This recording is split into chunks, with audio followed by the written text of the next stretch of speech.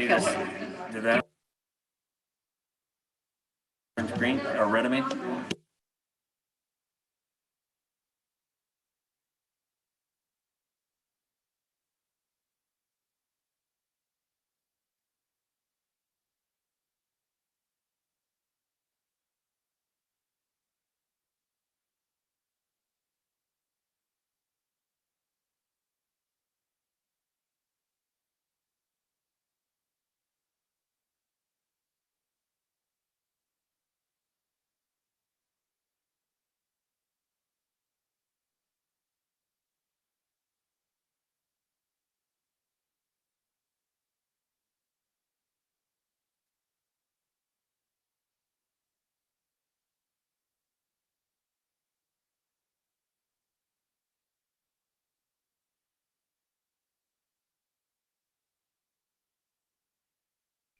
Hi, and this is the interpreter, just in case.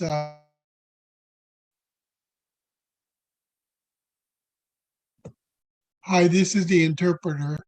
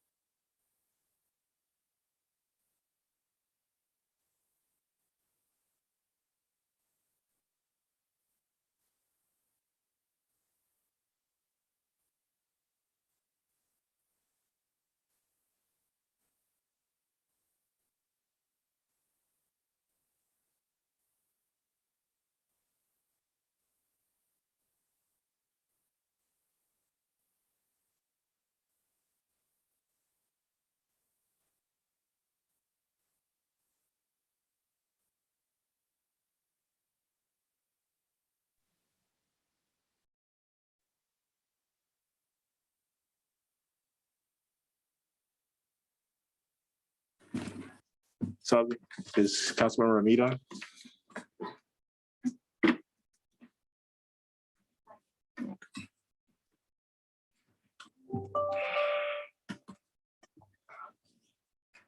I think that was mine. Nah.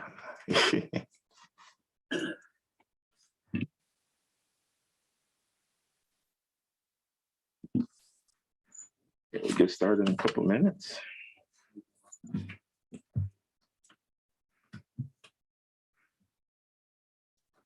More rain on the way here. really, yesterday was awful yesterday. I got a sprinkle. Pounded.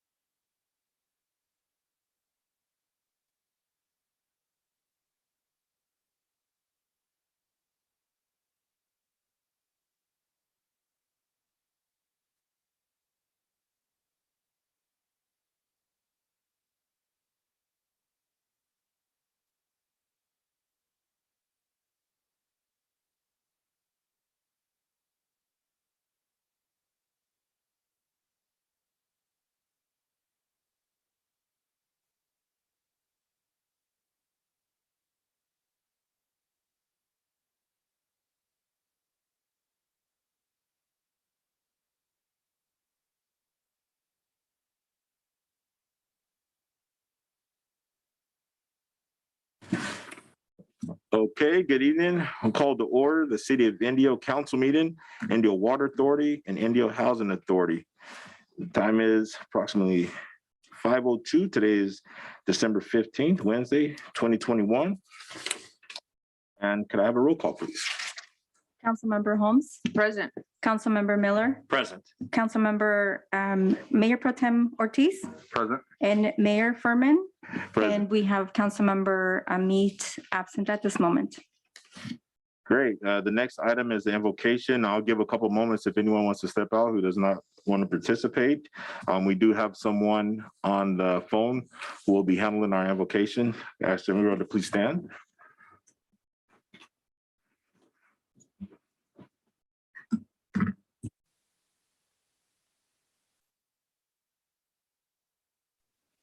And we have Pastor Andrew Sanchez from Destiny Church.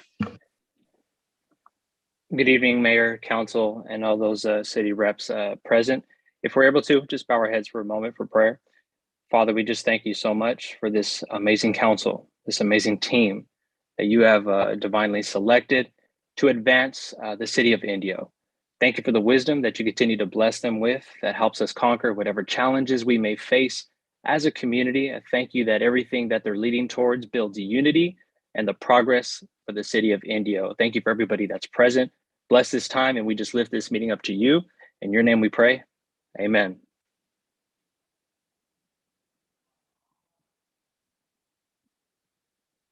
You can lead us in the pledge, please. Place your right hand over your heart. Ready, begin. I pledge allegiance to the flag of the United States of America and to the republic for which it stands, one nation, under God, indivisible, with liberty and justice for all. Thank you. All right, as you already can see, I'm a creature of habit, so I'm not going to do that anymore. So now our next item is item number 4, presentations. And I'd like to ask the Mayor Pro Tem to come down so we could do some presentations. And our first presentation is Shadow Hills High School Girls Cross Country 2021 Desert Empire League champions and CIF champion Michael DeTambo, who runs the 300-meter hurdles.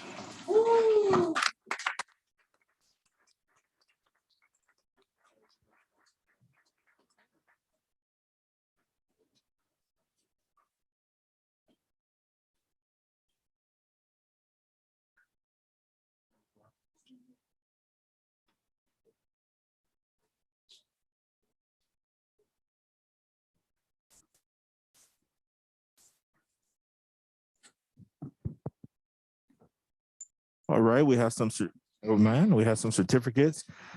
First of all, I want to present Coach DeTambo, Shadow Hills High School cross country girls team coach.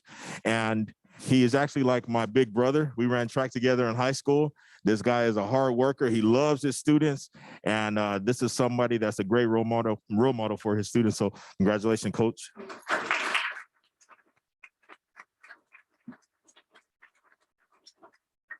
We have some more certificates. Mackenzie Rosen.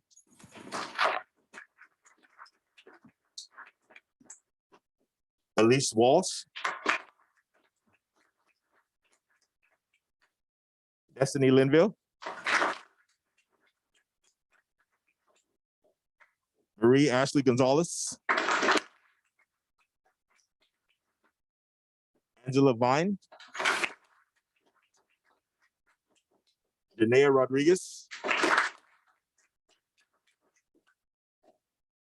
Marjorie Lopez, CIF finalists.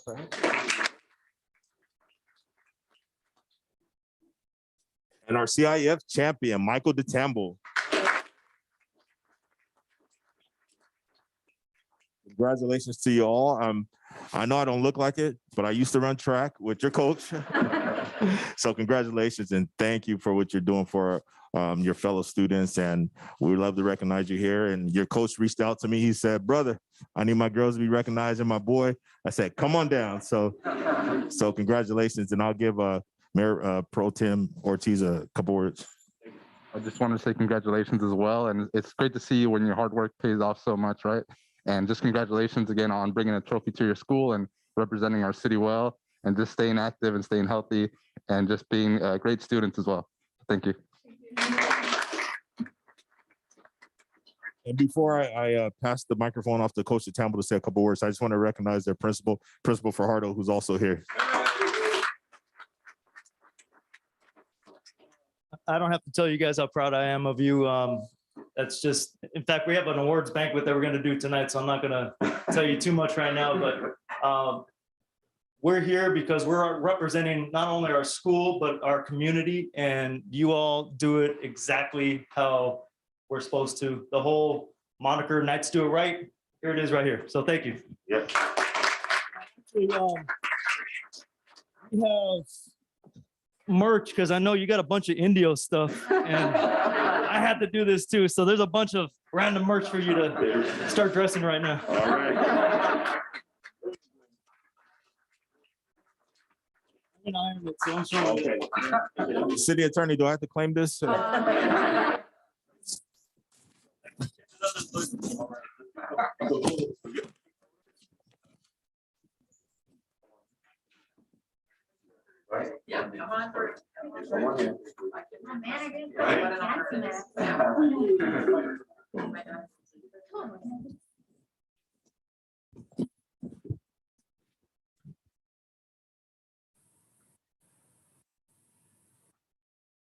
smiling. All right, great. Congratulations. Thank you.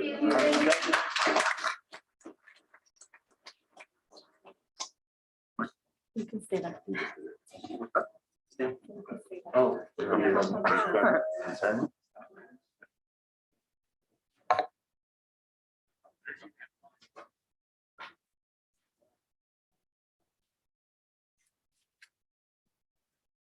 All right, we'll move on to our retiree, Mr. Paul Stama. Come on up, Paul. And before I start, I'd like to ask the rest of the council to come down, and we'll present Paul with his proclamation. It's on. It's just really low. How's that? That better? It's these high quality Indio masks. They're really thick. All right, Mr. Stallman, congratulations. We have a proclamation, and the proclamation states, whereas Paul Stallman was born in Newcastle, Pennsylvania, and with his parents moved to Long Beach, California in the early 1960s. And whereas Mr. Stallman graduated from California State University, Long Beach, with a bachelor's and master's degree in political science while working at Disneyland, and for a decade with the athletic tickets manager for Cal State Long Beach. And whereas in 1982, he married his wife, Patricia, and he has 3 children and 3 grandchildren. Whereas in 1990s, he relocated to Indio. In 1999, he started employment as a program coordinator for the City of Indio Public Services, and later promoted to Public Works Park and Landscape Supervisor. And whereas, in addition to supervising maintenance of city parks, the landscaping and lighting districts, and the landscaping medians, Mr. Stallman overseeing the city's tree maintenance program since 2007. And whereas, due to his diligence for the last 14 years, the City of Indio has been recognized as a Tree City USA by the Arbor Day Foundation for meeting core tree care standards, and has been presented with 2 certificates of recognition from California State Senate in honor. It's an annual Arbor Day ceremony. And whereas, after 22 years of the most challenging and rewarding career possible at the city, Paul announces his retirement to start his next life chapters, and chose last day of dedicated service to the City of Indio as Thursday, December 30th, 2021. Now, therefore, I, Wayman Furman, Mayor of the City of Indio, along with the Indio City Council, do hereby honor Paul Stallman for his loyal years of service to the City of Indio, and witness whereof I have hereunto set my hand and cause the sale of the City of Indio to affix the 15th day of December 2021. Congratulations.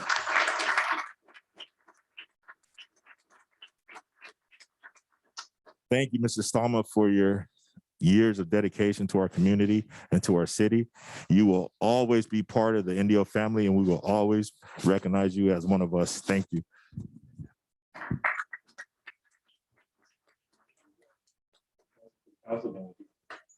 Paul Paul, it's gonna miss you. I mean, Arbor Day, it's your baby. You thought of it, the trees, everything you do, your love for our community, your love for our landscape.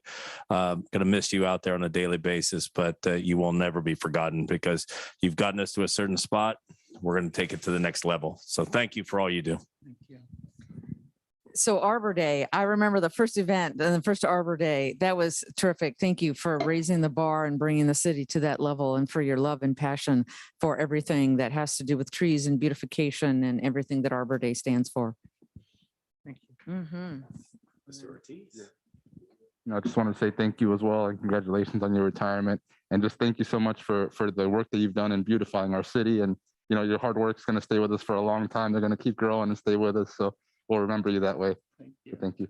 You want to say a few words? Thank you, everyone. And thank you, council, for supporting archery programs with the funding it needs to to properly care for our trees over the years. And I'm very appreciative about that.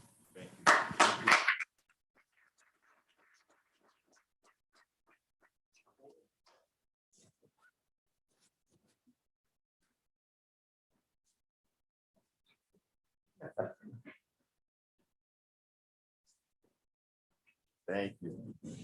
All righty.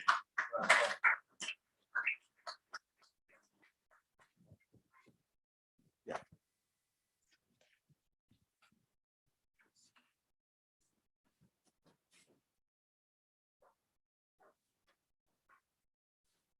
All righty, we have another retiree, Mr. Dennis James Wolbert. Is he here? Yes.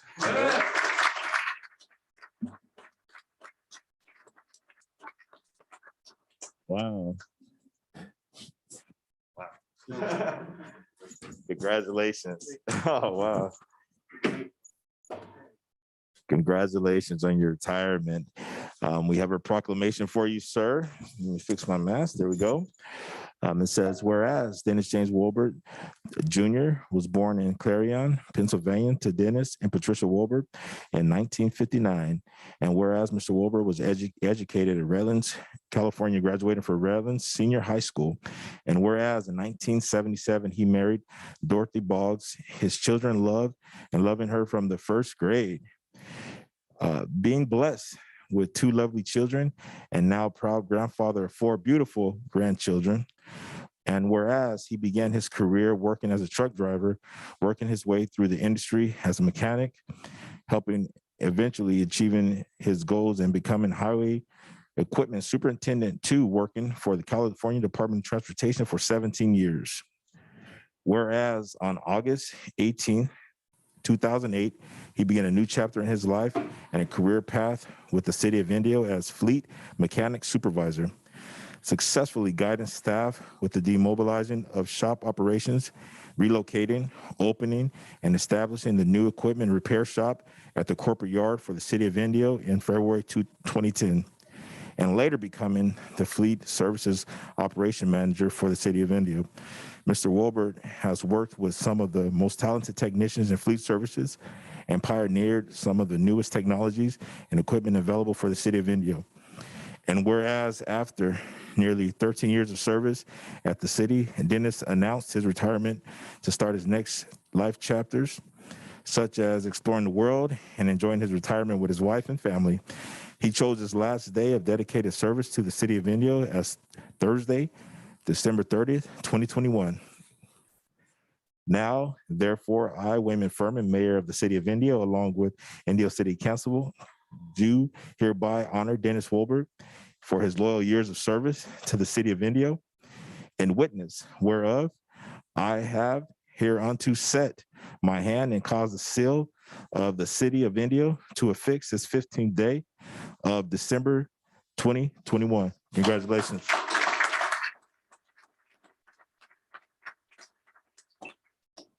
I just want to tell you thank you for your service to the city. And like I said, you will always be part of the Indio family. You will truly, truly be missed. And let me tell you, when you call Dennis, he's there and he shows up, and he shows up at 120%, not 100%, 120. So thank you for your service, sir. Appreciate it.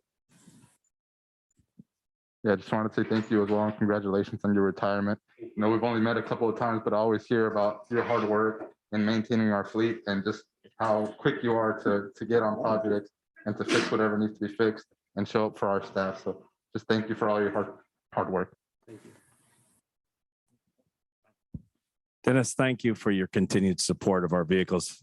I don't know how you put them together. Don't know how you continued with the support you had, and trying to keep the mechanics with you and that, but you always seem to get everything done. Our police fleet, everything else until we got the new vehicles in. So you're amazing. Thank you for your 30 years of actual service to our California state and also for the city of Indio for all you do. So congratulations on your retirement and enjoy. Yes, I absolutely hope you have a wonderful time traveling and spending time with your family. But you know what? You kept this city rolling over and over and all the time. And we really appreciate that. And you will definitely be missed. I wanted to thank the council, Tim, city manager. There's been a few people, come through in my career path, but without your full support, I couldn't deliver the product to our employees and our goals to keep our employees safe and protected, protect the fleet for the taxpayer. And I've just been very fortunate. I've been given a lot of leeway to get things done, and it was kind of hard lasering off that Caltrans tattoo to have the Indio but Dorothy seemed to enjoy it. It looks a little weird. But thank you very much. Thank you. It's going to be great.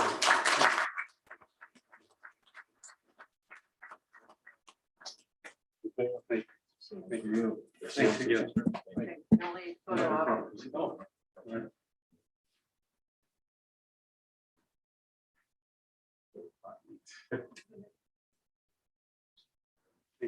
Thank you very much. Thank you. Councilmember Amit, do you have a couple words for Mr. Stalma and Mr. Wolbert? Happy retirement. We'll miss you, but we know that you'll be having fun. Thank you for your service. All right. One more retiree. Everybody's leaving us. What's going on? He's on Zoom. Okay, our next honoree is Mr. Jose Luis Moran. He's not here, but he is on Zoom, so we still will present this proclamation to him. Whereas Jose Luis Moran was born in Jalisco, Mexico, to Manuel and Maria Moran, Australia, on January 28, 1955. And whereas he immigrated to the U.S. in 1969 and entered the workforce in farm labor, working in the Coachella Valley in Northern California. And whereas in 1975, he moved to Nampa, Idaho, and worked in manufacturing and mobile homes. Whereas in 1977, he was introduced to residential construction industry. In 1988, he entered the carpenter apprenticeship program with the Carpenters Local Union and became a carpenter journeyman. And then whereas 1982, he married Maria Escobedo. The couple was blessed with 4 children, 2 twin daughters in 1983, a daughter in 1991, and lastly, another daughter in 2000. And whereas in June 2001, he was privileged to join the city of Indio in the street maintenance department and currently as a facilities maintenance worker to technician in the Parks and Facilities Division Department. Whereas after 20 years of service, he is grateful to work alongside many professional, honest, dedicated, and hardworking employees from different departments. Luis' last day of commitment to the city of Indio is Thursday, December 30th, 2021. Mr. Moran is happy to announce that Mrs. Moran has also joined him in retirement from CV Unified School District.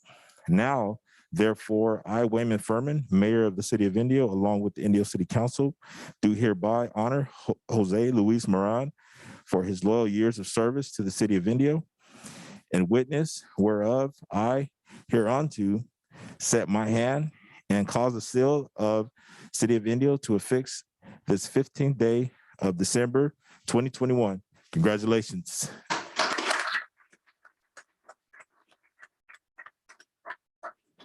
Could he see us on there? Is he? He's the camera's here, so we want to say congratulations on your retirement. thank you for your service to the city of Indio, and you will always be part of our family, and you will be missed but not forgotten. So. Yeah, again, thank you for your hard work with us, and congratulations on your retirement. Hope you enjoy your retirement with your wife, and we'll miss you here, but best of luck to you. Congratulations. It's always takes such a long time and a lot of hard work to get here, but you deserve it. Take care. Jose, thank you for your continued support of our community, our city, and all of our departments. And congratulations on your retirement. We look forward to seeing you soon.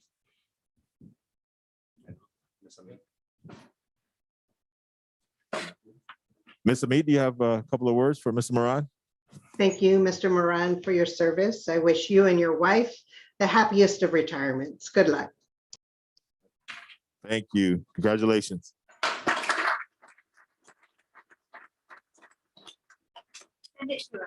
Oh, boy. No, that's it right there. So we'll send them down. All right.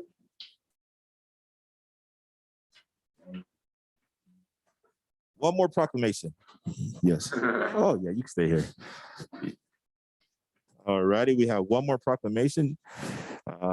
15th Annual Arbor Day, right? Why don't you come up and join us for this one? Come up and join us for this one, Paul. One last time. Yeah, let's go. This is yours. Whereas the first American Arbor Day took place in Nebraska City, Nebraska, in April 10th, 1872, where an estimated 1 million trees were planted. And whereas trees in our city also enhance economic development, attracting new businesses and tourism, increase home values, and have been shown to improve overall mental health. And whereas the city of Indio is proudly recognized by the state of California and the Arbor Day Foundation as a tree city for over 14 years. And whereas President Theodore Roosevelt once said, a people without children will face a hopeless future, and a country without trees is almost hopeless. Now, therefore, be it resolved that I, Wayman Furman, Mayor of the City of Indio, along with the Indio City Council, do proclaim December 15, 2021 as Arbor Day. And I hope that together we can create change through our trees. Thank you.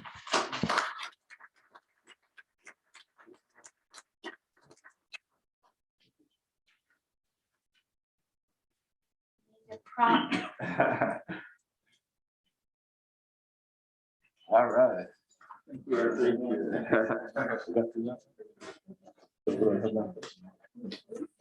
we're gonna have it. Yeah, you should. All righty, the next item is new hires. And so I believe they're all present. So as I call your names, I can ask you to please stand so you can be recognized. Maribel Covarrubias, Assistant Planner. Calm down. Maribel, you want to come on down? Oh yeah, come on down. Photo op. Jesse Jimenez, Assistant Planner.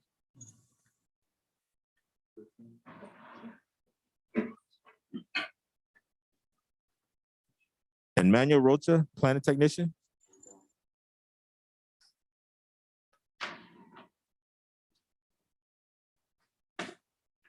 All right, and welcome to the City of Indio.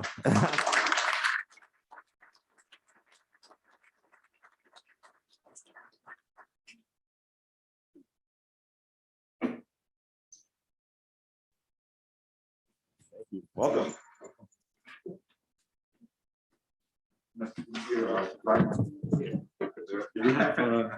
Ray?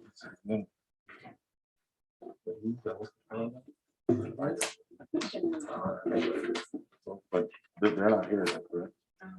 Not sure if I can. The next one I have is promotions, and I'm not sure if they're here, but I'll call their names. I know one's here for sure. So Luis Hernandez, Engineering Water Tech. Is here? No. Robert Mojica, IWA Water Utility Specialist. Not here. How about newly appointed IWA General Manager, Ray Trejo?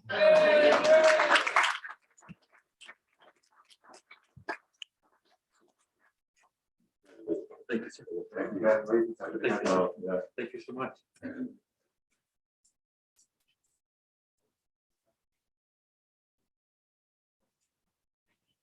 right, thank you.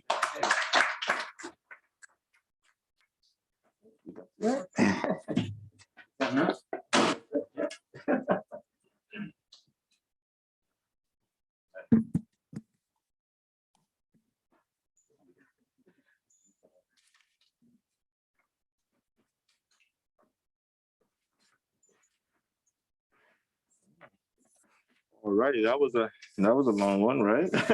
But great, congratulations to everyone that was presented. Thank you. The next item is item number 5, report on city council external and internal boards. And I'll start with council member Elaine Holmes. Okay, I'm ready.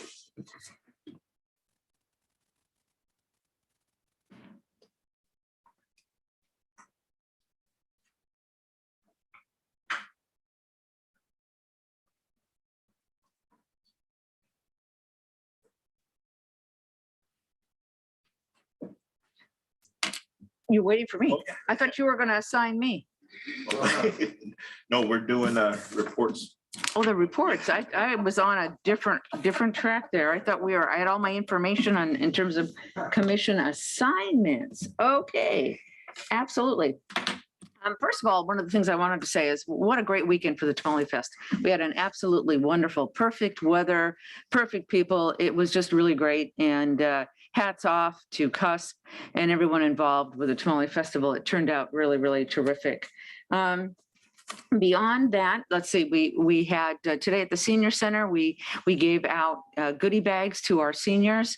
The mayor was there as well and these goodie bags had things like blankets and gloves and socks and, things that many seniors need or want. And it is really also an opportunity to show some love to our senior community, and the senior center under AJ just really does a great job. Really, that's about all I had in terms of commissions and events over the last couple of weeks. It's kind of been a little bit quiet in terms of commission, so I'll turn it back over to you. All right, we'll go on down the line. Councilmember Ortiz, Mayor Pro Tem Ortiz. It's gonna be dinner again. You could just lunches. you could just call me Oscar. It's fine. Yeah. Thank you, Mayor. First, I wanted to say thank you to CUSP and our staff for a great Tamale Festival. It was great to see so many families out here enjoying downtown Indio. And I heard a lot of good feedback about the new setup and all the performances. So great job again. I also wanted to congratulate Ray Trejo on his new position with us here as General Manager for our Indio Water Authority. We're glad to have you leading IWA and excited to see the progress you'll bring to our water department. I had a meeting this morning with the Coachella Valley Economic Partnership. They recently launched the video for the Greater Palm Springs Economic Summit, which is available at cvep.com/summit. Some updates on the iHubs. The Palm Desert iHub is now open 9:30 to 3:30 during the week. So if you're a small business looking for some assistance, please give them a visit. They have a lot of free services.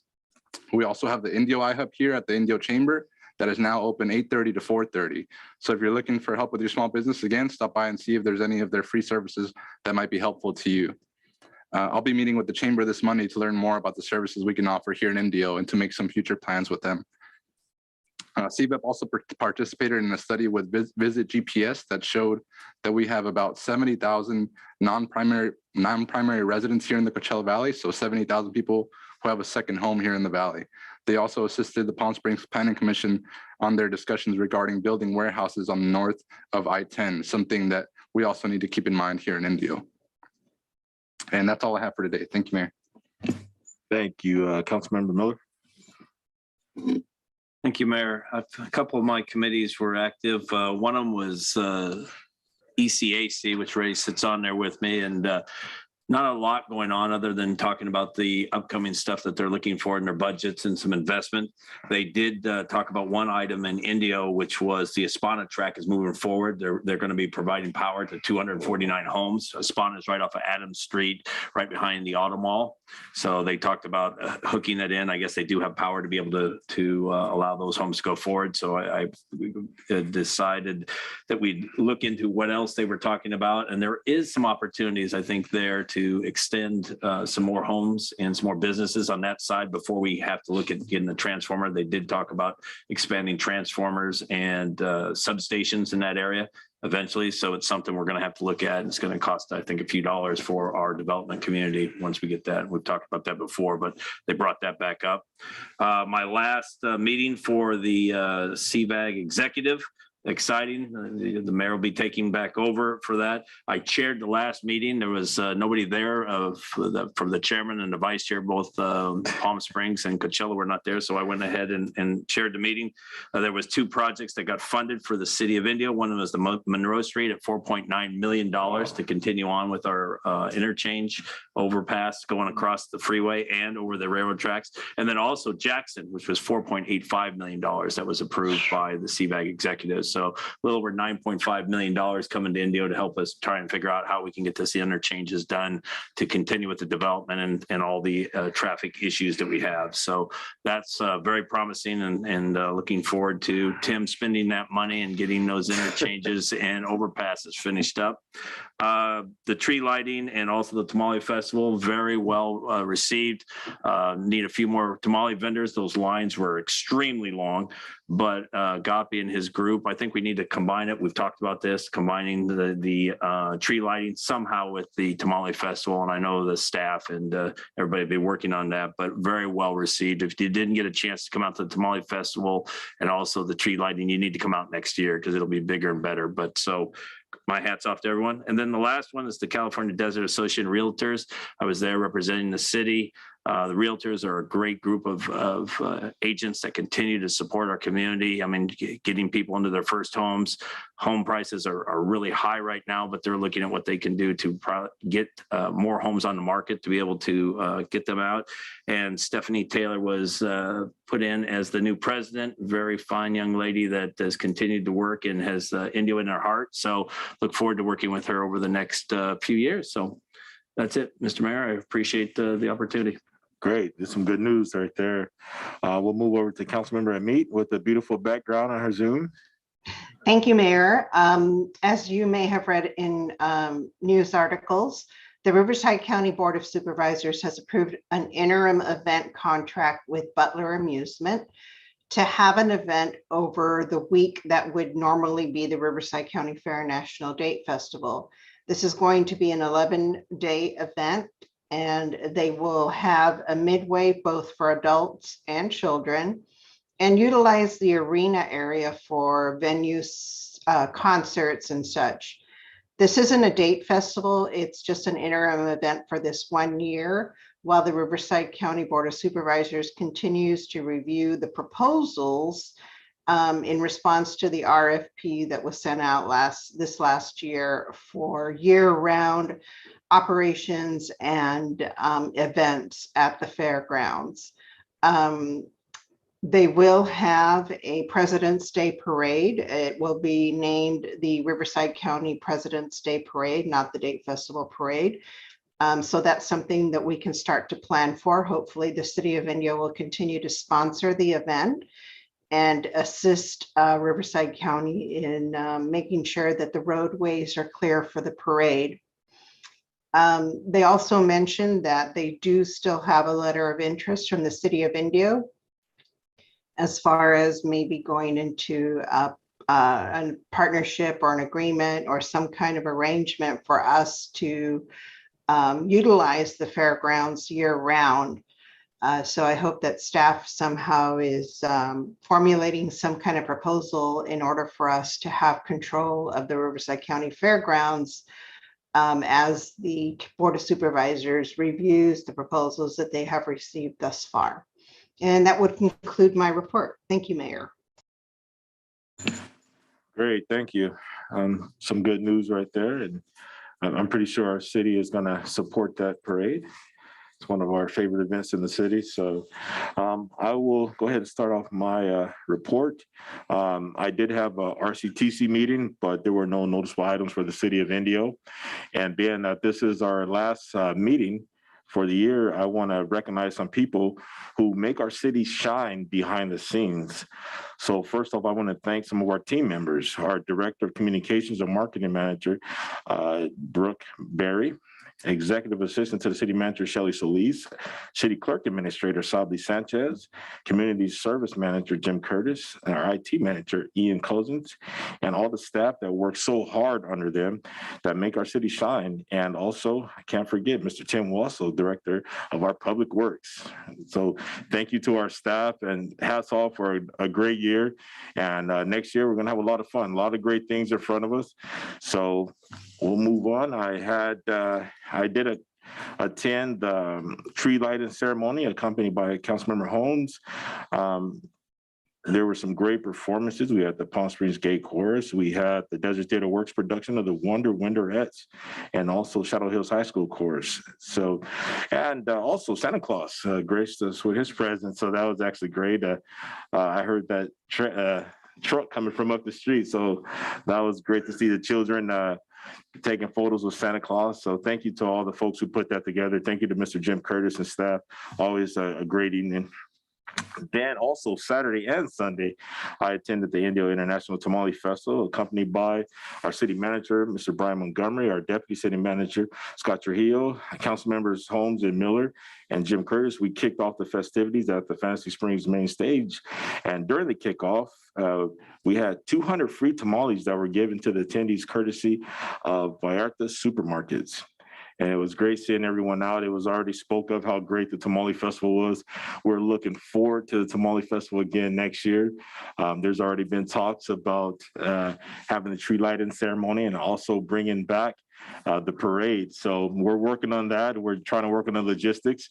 As you know, we are working on downtown. There's a lot of great things coming downtown. So there's maybe some logistic challenges that we have to face, but with our staff and Jim Curtis and the folks who put these events together, they're going to work hard to see if we can get these things done. So from there, I jumped in my truck and drove out to Las Vegas and met our Director of Economic Development, Carl Morgan, our Senior Economic Development Analyst, Kayla Marr, and Director of Community Development, Kevin Snyder, in Las Vegas for our annual ICS convention. And typically, this convention, the mayor doesn't go. And this is where we have all of our box stores, major retail restaurant developers, property owners, and et cetera, who we're trying to bring to the city.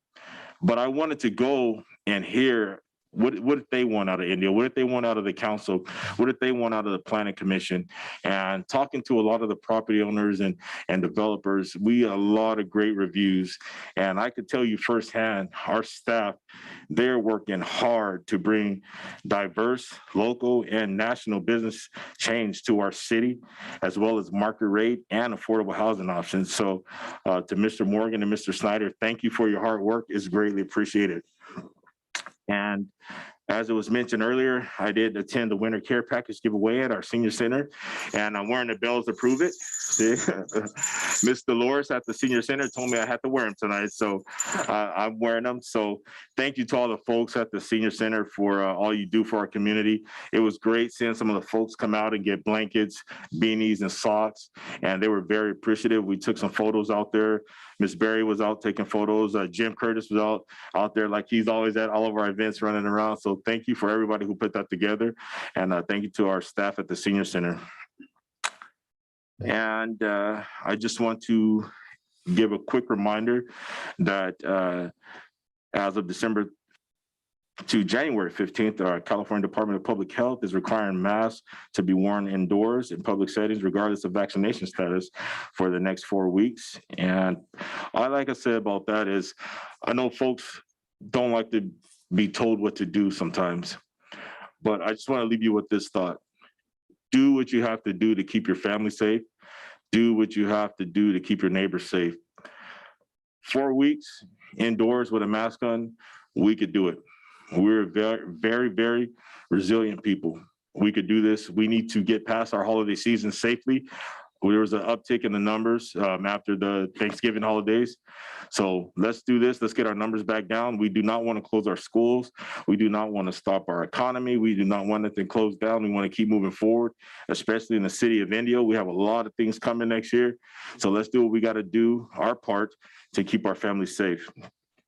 So to conclude, I want to thank our city manager, Mr. Brian Montgomery, his entire staff, our council, all of our commissions for a great year and setting the bar for years to come. I'm extremely excited about the near and distant future of our city, from the return of our festivals, the installation of our citywide art and mural projects, the construction commencement of the Indio Marketplace, our Indio Sports Complex grant that we just received, and the revitalization of downtown. So we are upward bound, and that will conclude my long report. Thank you. All right. So now I will move on to item number 6, our Youth Advisory Council. Good evening. I'm Bianca Triquez, the Youth Advisory Treasurer, and I would first like to give a special congratulations to our new mayor, Mr. Raymond Furman, and also to our new mayor pro tem, Mr. Oscar Ortiz. I believe I speak for all of YAC when I say that we are excited to work with the both of you and the rest of City Council, and also ready to help with any projects you need us for. With that, I'd like to start on our report. In the month since our last report, we've done several activities, such as attending the Christmas tree lighting ceremony here at City Hall.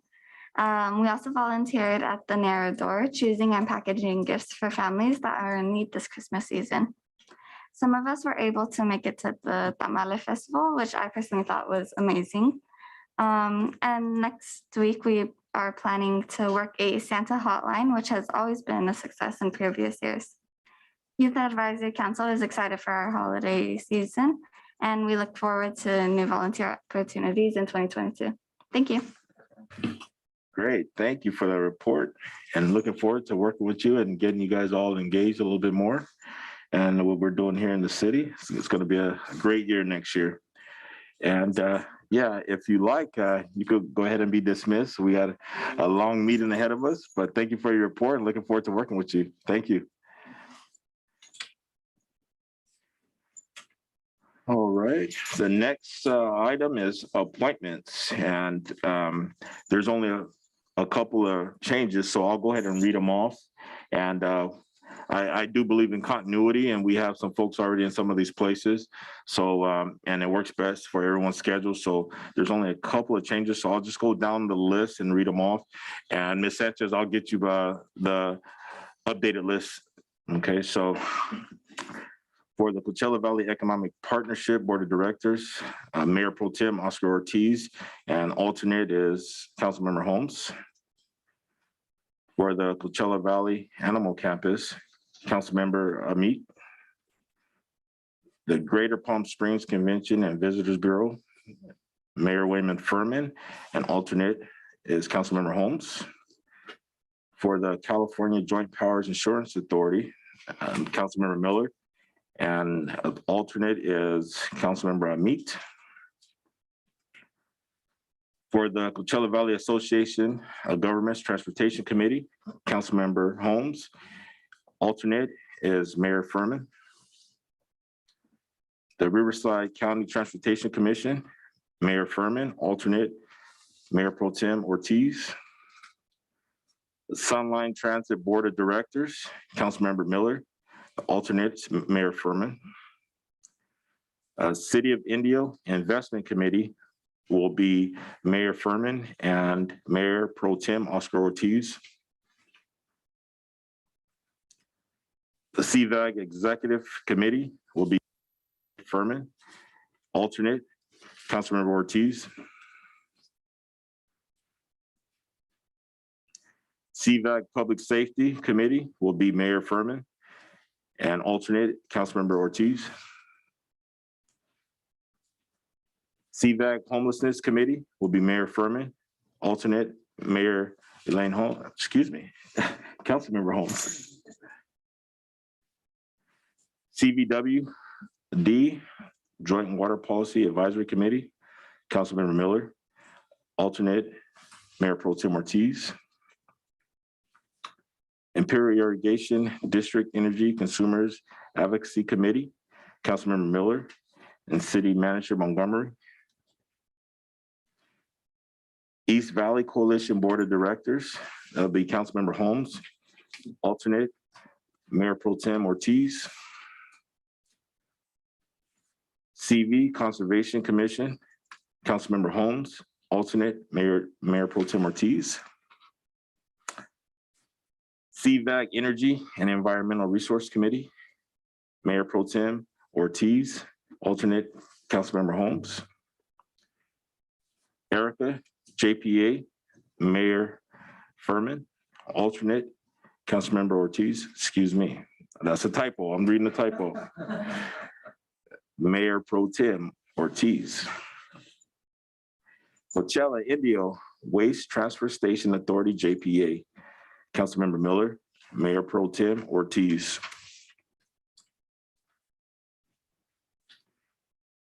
East Valley Reclamation Authority JPA, Councilmember Miller, Councilmember Holmes.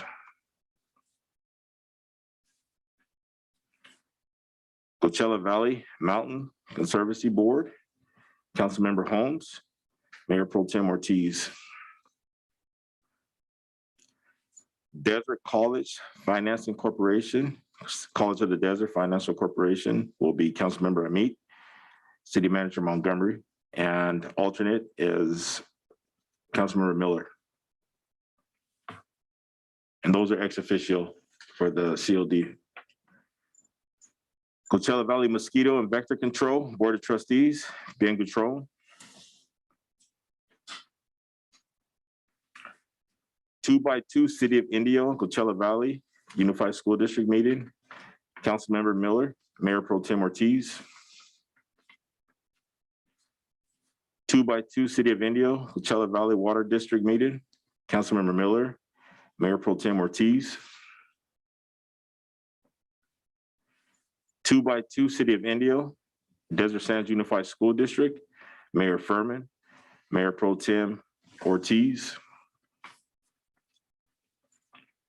2x2 City of Indio and College of the Desert, Mayor Pro Tem Ortiz, Councilmember Amit.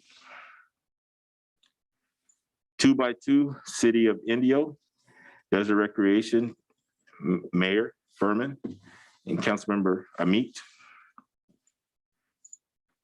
2x2 City of Indio, IID meeting, Councilmember Miller. Alternate is Councilmember Amit. And we can add the Coachella Valley Electric Commission to this list, and that'll be Mayor Furman. Mayor, if I could. Yes. On the ECAC, you had City Manager Montgomery, but it's Ray Trejo. Is it Ray Trejo? Okay. Yes, he was appointed to that to serve with me. Which one is that? ECAC. ECAC? IID, yes.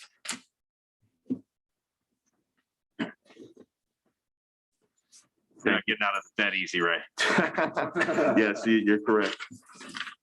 I stand corrected. All righty, and moving on to item 7.2, which is appointment to the investment committee. And that would be myself and Mayor Pro Tem Ortiz. And item 7.3, appointment city delegate to the Southern California Association of Governments, General Assembly.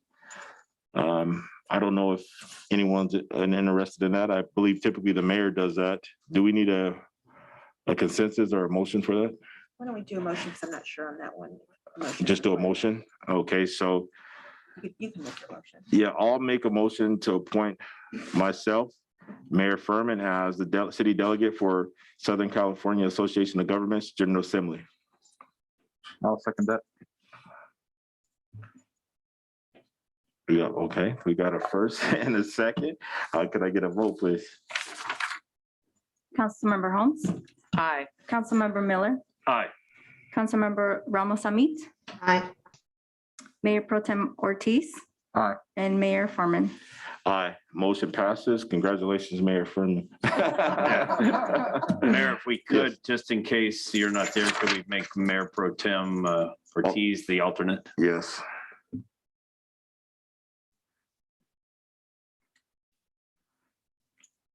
That's noted. Thank you.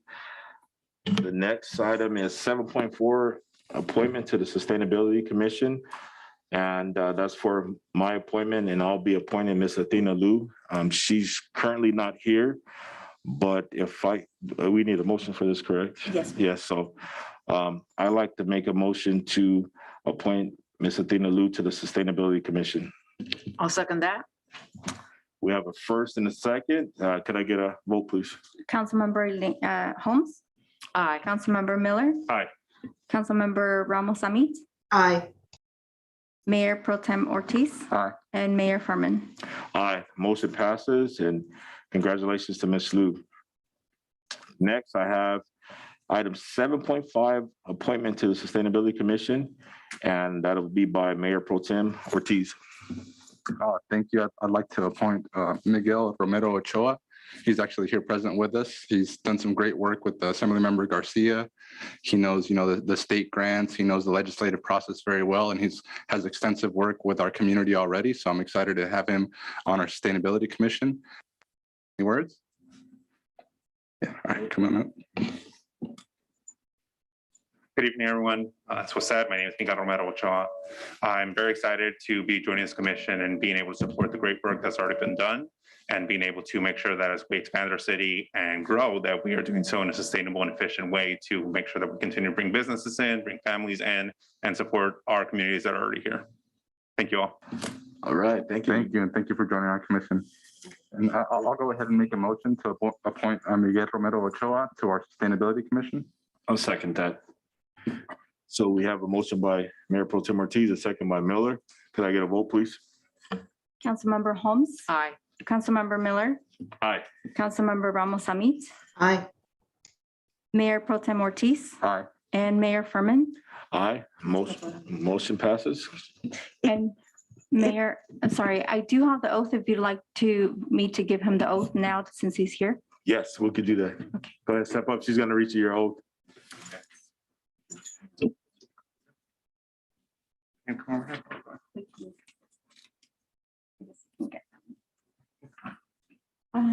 Okay, so raise your right hand and then repeat after me. I, and then you state your name, I, Miguel Romero, do solemnly swear do solemnly swear that I will support and defend that I will support and the defend Constitution of the United States the Constitution of the United and States the Constitution of the State of California and the Constitution of the State of California against all enemies, foreign and domestic, against all enemies, foreign and domestic, that I will bear true faith and allegiance that will bear true faith and allegiance to the Constitution of the United States to the Constitution of the United States and the Constitution of the State of California, and the Constitution of the State of California, that I take this obligation freely that I take this obligation freely without any mental reservation without any mental reservations or purpose of evasion, or purpose of evasion, and that I will well and faithfully and that I will well and faithfully discharge the duties discharge the duties I am about to enter. I am about to enter. Thank you. Congratulations. Thank you.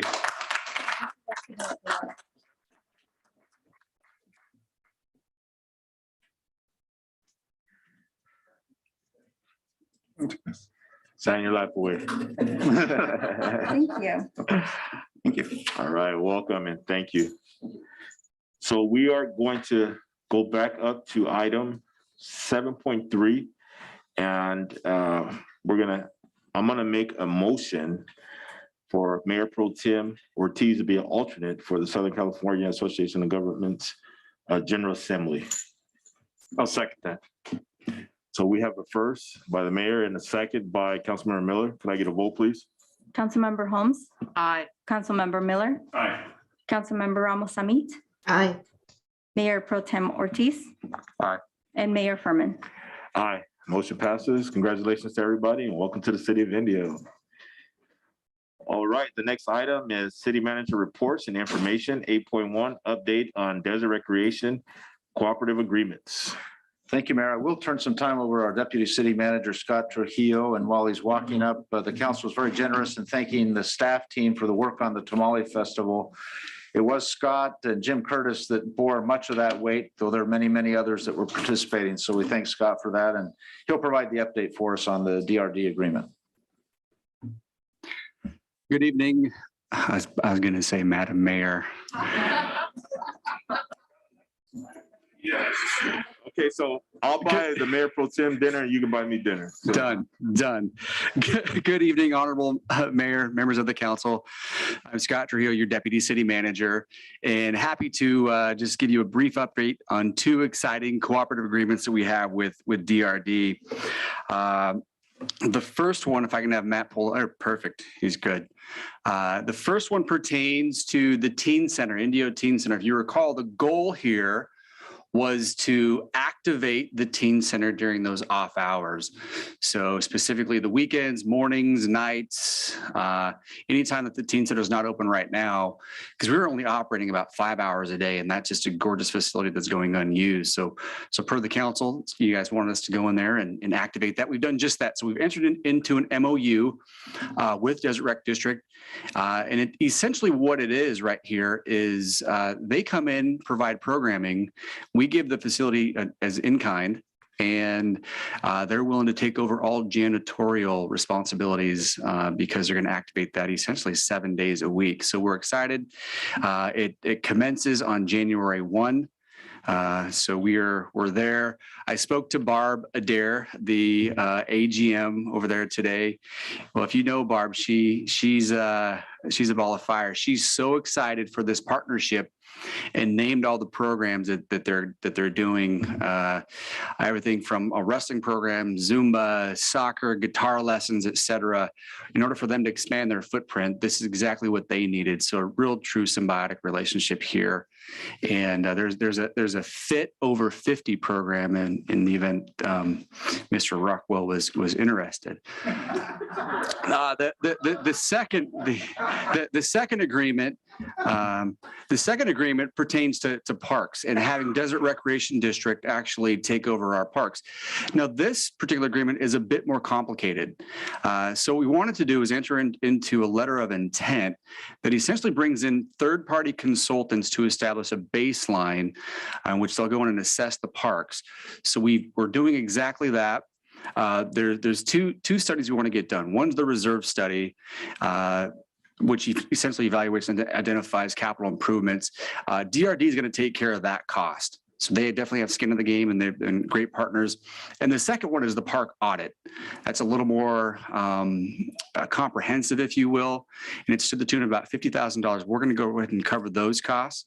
And those are ready to commence next month in January, and they'll be finished and conclude the following month.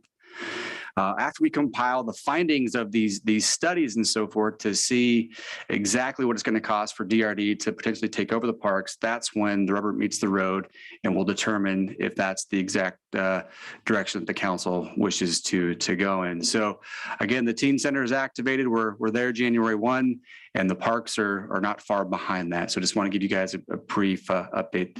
Yes, sir. So what is the decision that you're looking at making after we get those findings? Correct. So essentially, once we compile the findings and do the analysis, we'll bring that recommendation back to the council. For example, let's say hypothetically it costs us X amount to do the parks maintenance and so forth today. Based on those findings of the studies, perhaps it's going to take DRD to double those costs, or there's a 10% uptick in those costs. So that'll be a determination by the council whether or not we're going to proceed with that partnership. So, but that's ultimately council's decision. You'll have all privy to all the analysis and so forth from these studies.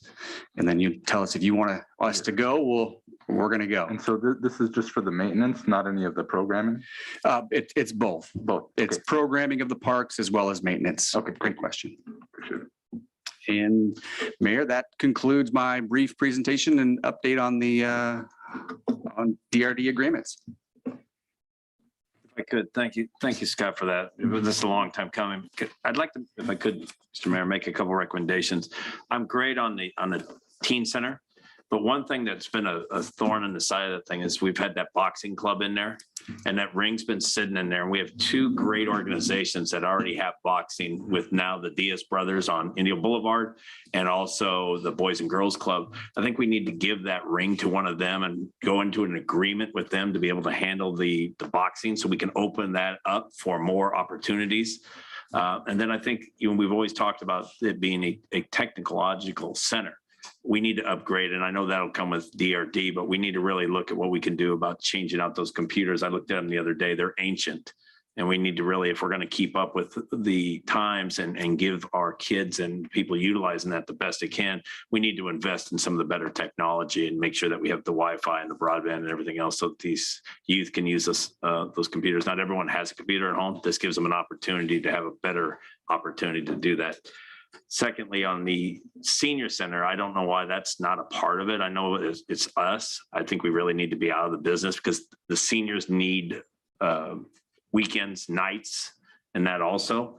So I think it's something that we could utilize, and I think it's something that we need to look at. That's my personal opinion, because the teens, and we talked about weekends, holidays now, because DRD can do that. The seniors need it too. And so I think that's something we need to look at, get out from under it, let Jim Curtis oversee the whole thing, or you, or whoever they decide to, but also see what they'd be doing that. And then the last one is we always bought the Armory to be able to utilize it for CD links and other stuff.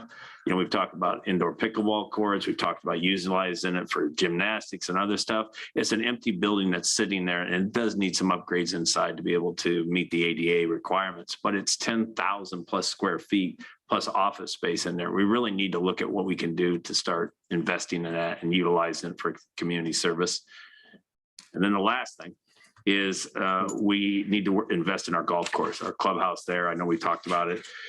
We don't have anything on the north side. It's a large area that has no community centers, no nothing. I think we need to look at what we can do to invest in the golf course. The DRD actually runs the First Tee program, and the same organizers that run our golf course, the Landmark Golf Management, also runs that. So it's an opportunity. I think DRD can help us with some other stuff too. So just the less we can get off our plates, the more we can look at economic development and other stuff like public works net, the better off I think we'll be, and allow experts to take over those facilities for us and have our oversight with them. My 2 cents. Thank you, Mr. Mayor. Well, thank you. Councilmember Holmes.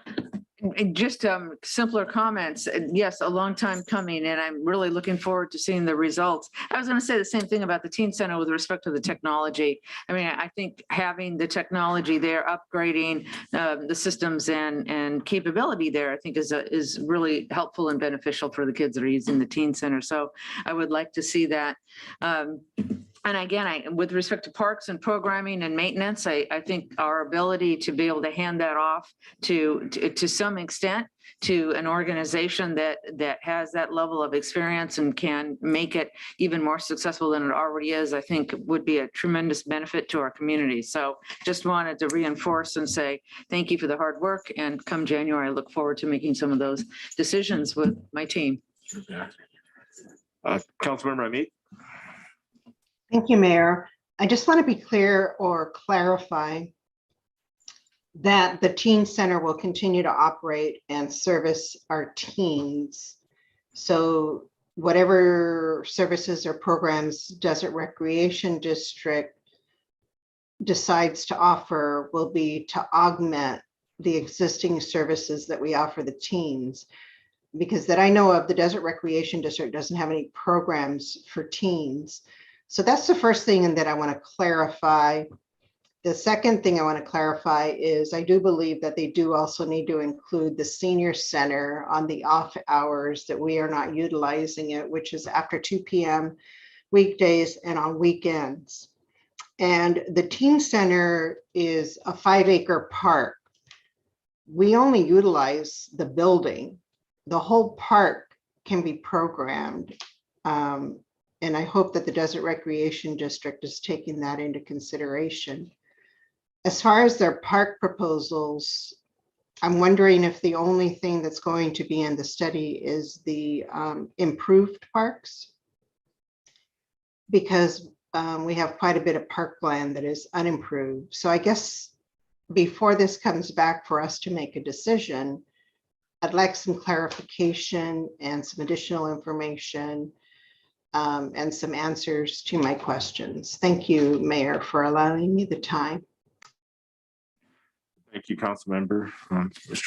If I may, Mayor, so to respond That's correct. We are just augmenting what the existing programs at the teen center.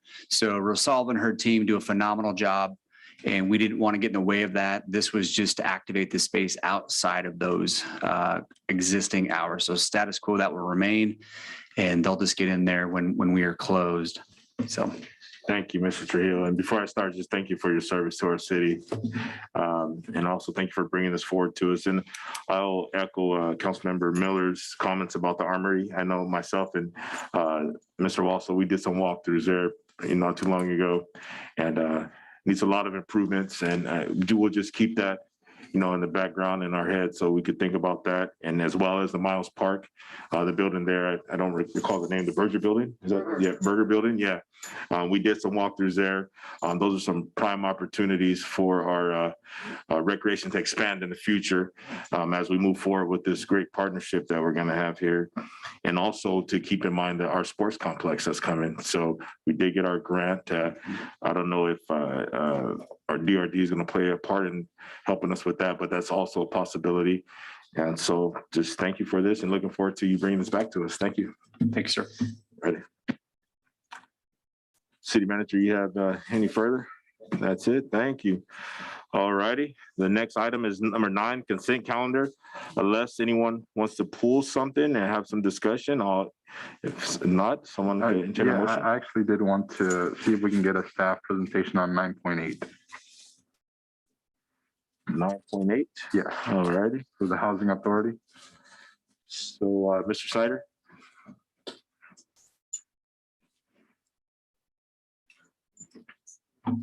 Thank you, Mayor. Kevin Snyder, Director of Community Development. At this time, I'm going to ask Jesus Gomez, Housing Programs Manager, to provide an overview to the council on this report, the purpose of it, key findings, and then we're happy to answer any questions that the council members might have. So, Jesus. Yes, thank you. Jesus Gomez, Housing and Neighborhood Services Manager.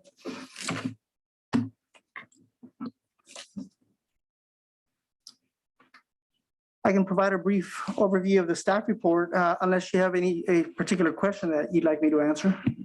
Yeah, I guess in particular, I'm seeing our balance is about 2.1 million at the moment. Is that right? And I guess my question is, how have we been using it in the past couple of years? Have we been using it, and how have we been using it? Just so I can get a sense of where we can go with Sure. No, that's a good question. So it's what this report does, it looks at the reporting period that just ended June of 2021. And with the report, for purposes of the report, the balance, the ending balance is 2.1 million. So in this current year, we do anticipate receiving an additional 2 million in the form of a repayment to a loan that was owned to the housing fund by the successor agency, which would in a sense bring the balance this year to 4.1 million. If you deduct the operating expenses this year, the 3.9 million is what would be available, say, for example, for development of affordable housing and for operating expenses during this fiscal year. So 3.9 would be the balance at the end of this year if we were not to utilize that funding this year. And if I could add, Councilmember, as an add-on, your Planning Commission just finished up its recommendation on the housing element update, and that will be coming to council the first meeting in January. Following that, the second part of that process is a discussion of pro-housing strategies. And as part of that, the utilization of those funds will be part of the discussion that staff will want to have with the council on how we potentially utilize those funds. For example, many communities are investing in local housing trust funds, and that could be a foundational financial commitment from those funds if that's what the council thought might be appropriate. And there's other examples. It could be direct investment. So in the very near future, following the completion of the housing element update, we hope to begin those conversations with council and strategize with the council how to best utilize the monies that Mr. Gomez just referenced. Okay, and do you have any sense of the timeline for the pro-housing discussions? Well, assuming that we are successful in getting council approval of the housing element update in January, then we would be bringing that conversation back to council, I would hope by March or April at the latest. Okay, thank you. Thank you. Yeah, no, I was just wondering, I've been talking to some of the developers out here, and one project I was looking at, they have a project that was planned for 28 homes, and it used to be planned for 28 homes, right? If we redid the planning it could fit up over 50 homes. And I think what they're looking at is help with buying the lot, right? So if we would help, I think it's almost $500,000 that they would be looking for. But I think providing, over 50 homes for home ownership for our residents in that way could really stabilize, 50 families, provide those homes, and also keep people from having to move out of India or working class families. So I'm really excited for that to come up, and thank you for the presentation. Thank you. So if there's no further, I'll make a motion to approve the consent calendar. I'll second that. got a motion by Councilmember Holmes and a second by Councilmember Miller. Can I get a vote, please? Councilmember Holmes. Aye. Councilmember Miller. Aye. Councilmember Ramos Amit. Aye.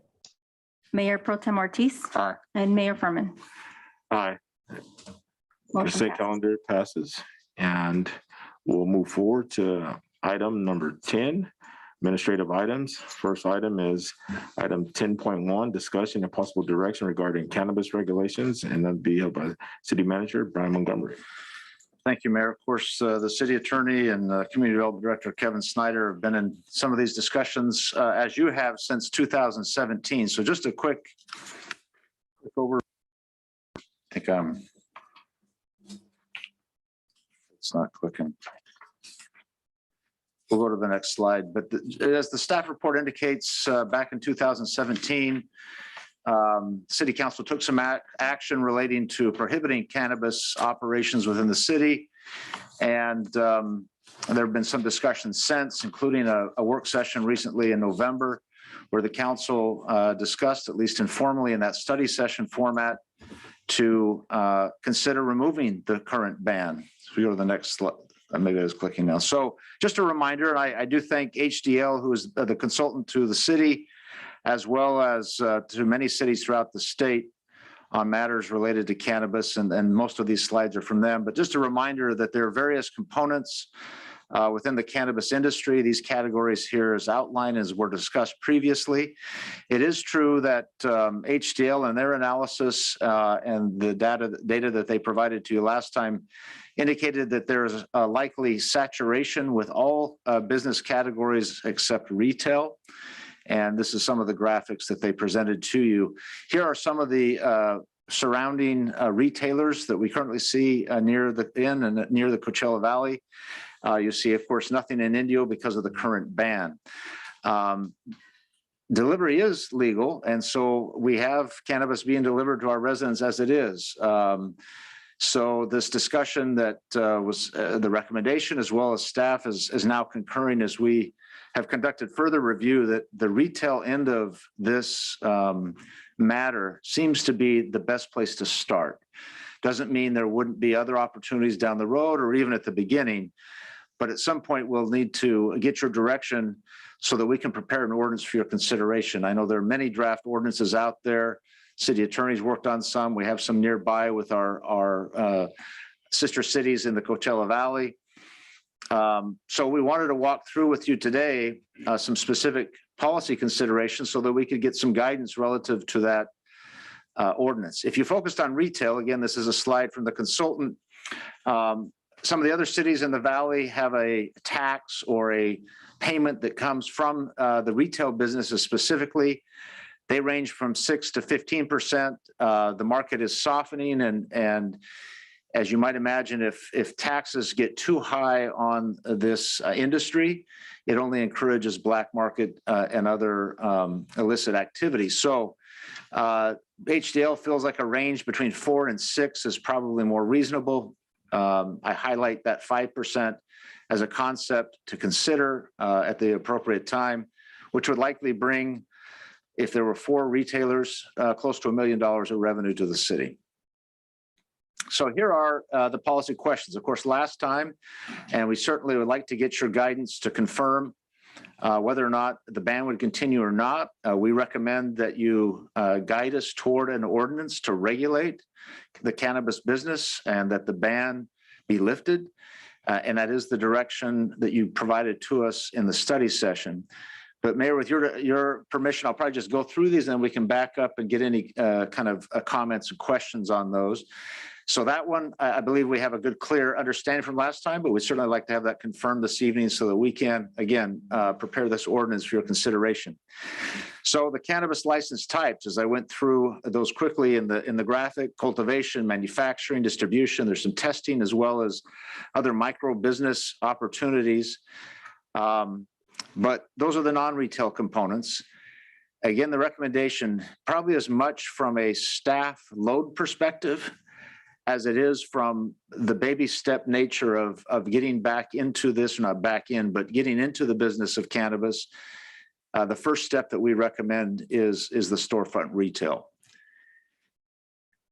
Now, the consultant, again, and based on the experience throughout the state, and that's one good thing in not having jumped out ahead quickly back in 2016 and 17, we have the history and experience of many other cities that have gone before and have taught us many lessons. One of those is to provide a cap so that there aren't a multitude of businesses because of the very strict state regulation and the cost of that regulation.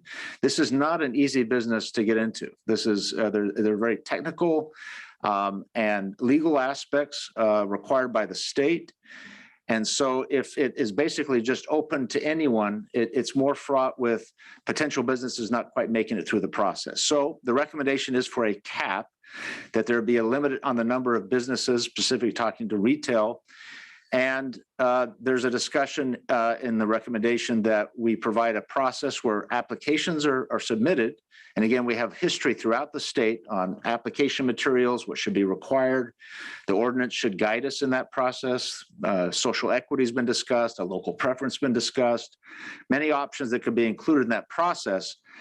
But due to many lawsuits and controversy over the selection process, once an eligible list of retail businesses is obtained, the recommendation is maybe as unfair or fair as it sounds, as you draw names out of a hat.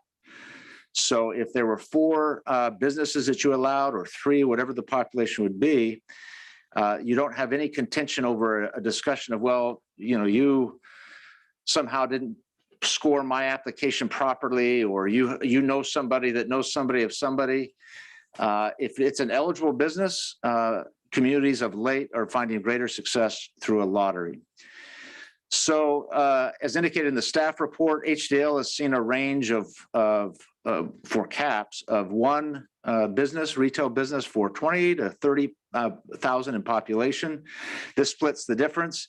If the council considered in the ordinance 1 retail business for every 25,000 population, in our population is a little over 90,000. That would allow 3 for now, and in the very near future, a 4th. You could go certainly 1 for 20 or less, but the no cap causes some other issues. And so we'd recommend some cap of the sort that you would direct us to. So just the last question, and then we can back up to get your input. Where do you put these? If the discussion is that we would allow retail cannabis businesses, some communities, as was discussed in our last study session, restricted only to industrial areas. Some allowed in industrial and commercial, and some even allowed in their mixed use development, which is very near housing and other uses. Our recommendation is this is a legitimate business in the state of California.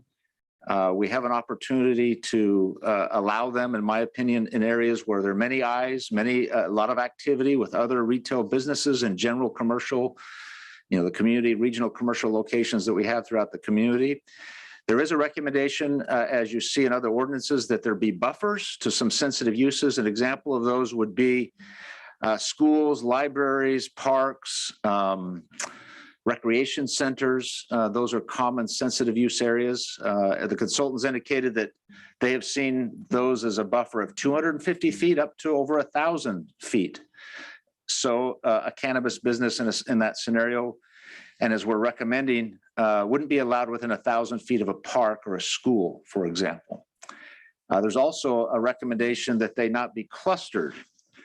There are probably pros and cons to that, but again, relying on the consultants and their experience, that they be at least 1,000 feet apart from each other. So if you allowed 3 or 4, they wouldn't all be in the same retail center. They would be throughout the community. So just a quick summary of what our recommendations are. And please, we do this to help guide the discussion. We don't vote as staff.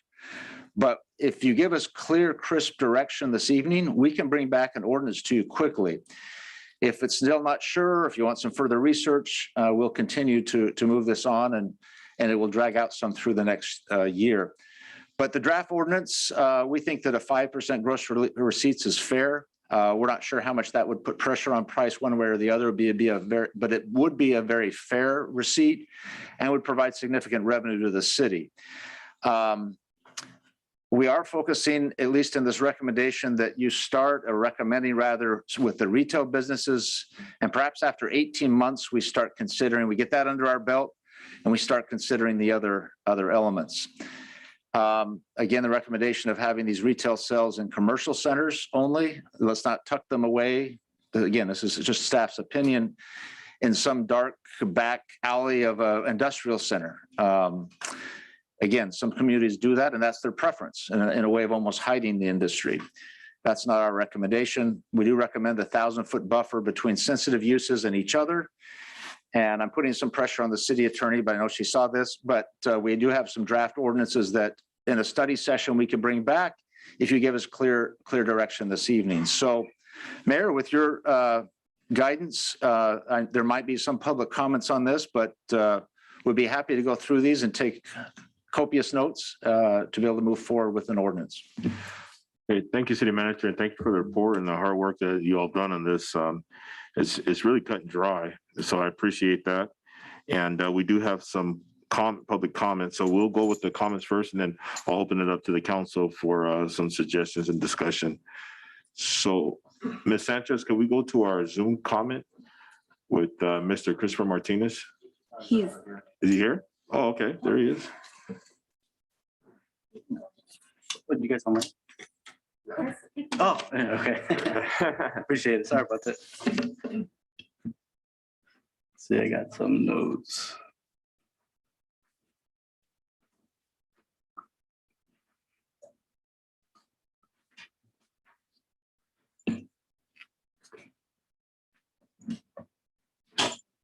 You go ahead and start. Okay. Mr. Martinez. Good evening, council members and mayor. I'd like to thank you guys for the opportunity to speak in front of you guys on the subject of cannabis. My name is Christopher Martinez. I'm a longtime resident of the city, also a cannabis consultant since 2017 and worked on several projects throughout the Coachella Valley. One thing before I move forward, I wanted to mention about the lottery. It's a process that certain cities use. It's just you have a lot of these applicants that come in with solid applications. I think the city could implement an appeals process for any applicant that is disgruntled about their score, give them an opportunity to give their reasons why, and maybe display why their score should be adjusted. And at that point, they sign a consent acknowledging that after an appeals process, any grievances they have are no longer, they don't hold the city accountable. I think that'd be a better process. But going back to where these licenses should go, I think typically cities have used industrial zones for cultivation, manufacturing, and distribution, and commercial for cannabis. Like the city manager mentioned, this is a legit legal business that should be looked at that way in your city and not hidden in the corner. I think this is a great opportunity for the city to use retailers to drive foot traffic into areas of your city where it's currently dead or slow. I think that's one great opportunity for the city. And then local jurisdictions also look at buffers. I think the city, the state of California established 600 feet from a school or a location where there's minors. The city does have authority to lower that or increase that. Don't see any reason why to increase that if the city, or the state of California had already established a 600-foot buffer zone. And ultimately, the main reason and focus that I want to push towards you guys is social equity. Social equity is an opportunity for the city to acknowledge the error in the previous regulations, obviously not implemented by the city, but cannabis has been banned for 4 years, I think, since it's been legal in California. And I think it's an opportunity to give your city residents a piece of basically an emerging industry. Social equity at the state level, gave local jurisdictions opportunity to apply for a pot of $100 million. So any city that had a social equity program implemented into their ordinances was eligible to apply for up to $7 million. The $7 million to go to grants, low interest loans, vocational training to assist social equity applicants to operate a business. And not only that, this also does bring large recognizable retailers like Cookies that work with a lot of social equity applicants. So you can get legitimate, solid operating businesses within your city and incorporate that with social equity. So I would encourage you guys to look into that. And if you guys need any assistance or have questions, I'm always available to assist the city. I appreciate your time. Thank you, Mr. Martinez, for your comments. Mr. Scott Rustick.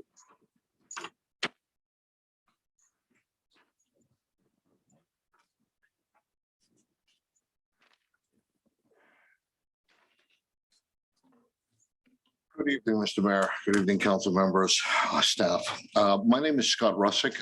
I am a member of the Coachella Valley Cannabis Association Network. I sit on the legislative subcommittee. CVCAN is a nonprofit cannabis membership organization that seeks to provide a reasonable and productive voice for the cannabis industry throughout the Coachella Valley.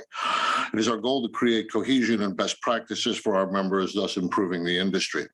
We're super pleased that the city of Indio is considering removing the ban on cannabis activity in Indio, and we certainly support such consideration. We're also supportive of a thoughtful approach towards commercial regulation, and would like to mention a few issues we believe the council should consider in this regard.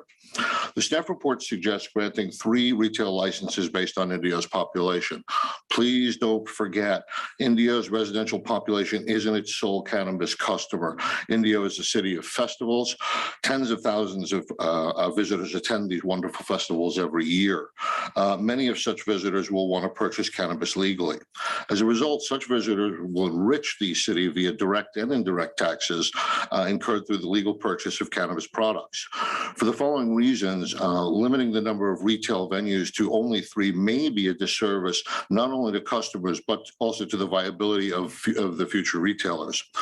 We respectfully submit that when considering commercial regulation, the issuance of retail licenses alone may not be the most sustainable business model. The retail business is the last stop, as we saw on that great chart that was provided earlier, in the cannabis supply chain.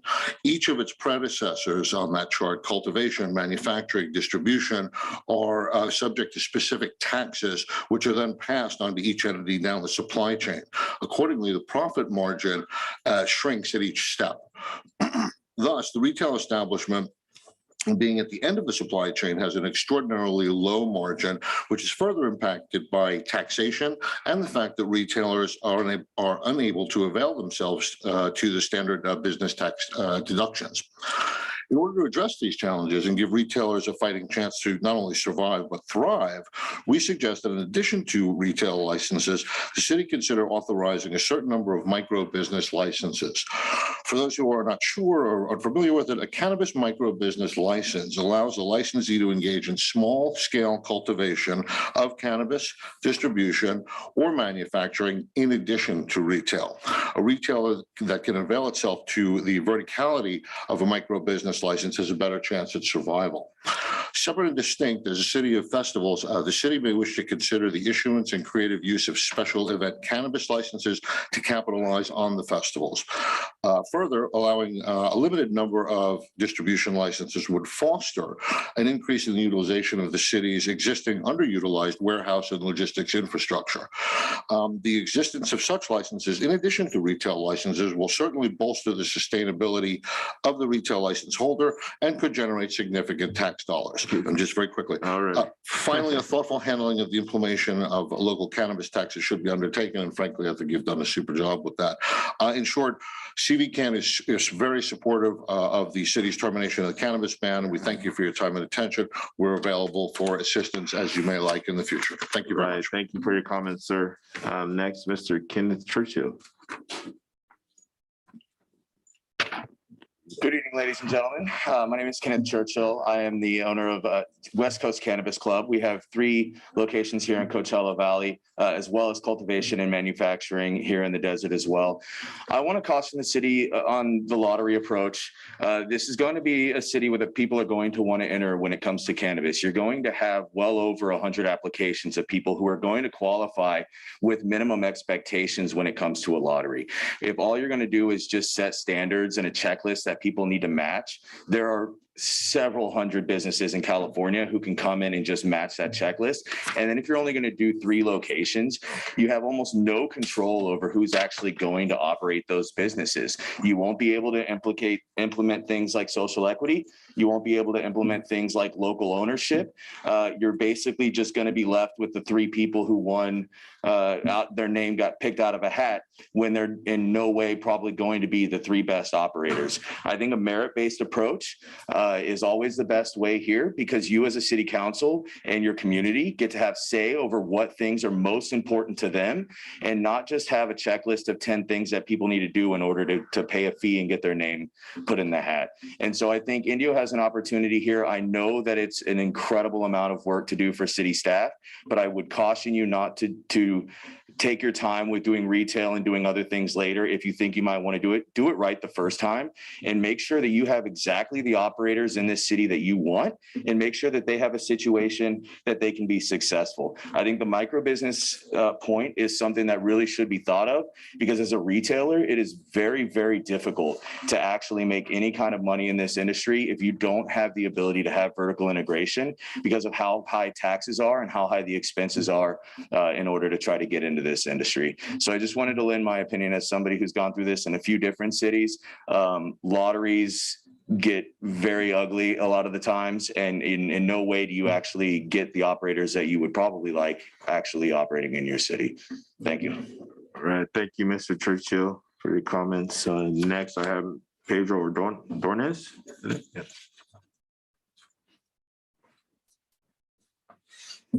Hello, Council. My name is Pedro Ordonez. I'm an Indio resident, Indio High School graduate, and I'm actually one of the owners of Libre Cannabis Shops. I would love to see this ordinance go through, give citizens what they voted for. I would think the city would look at this 2 different ways: either generate revenue or give give its citizens, the retailers.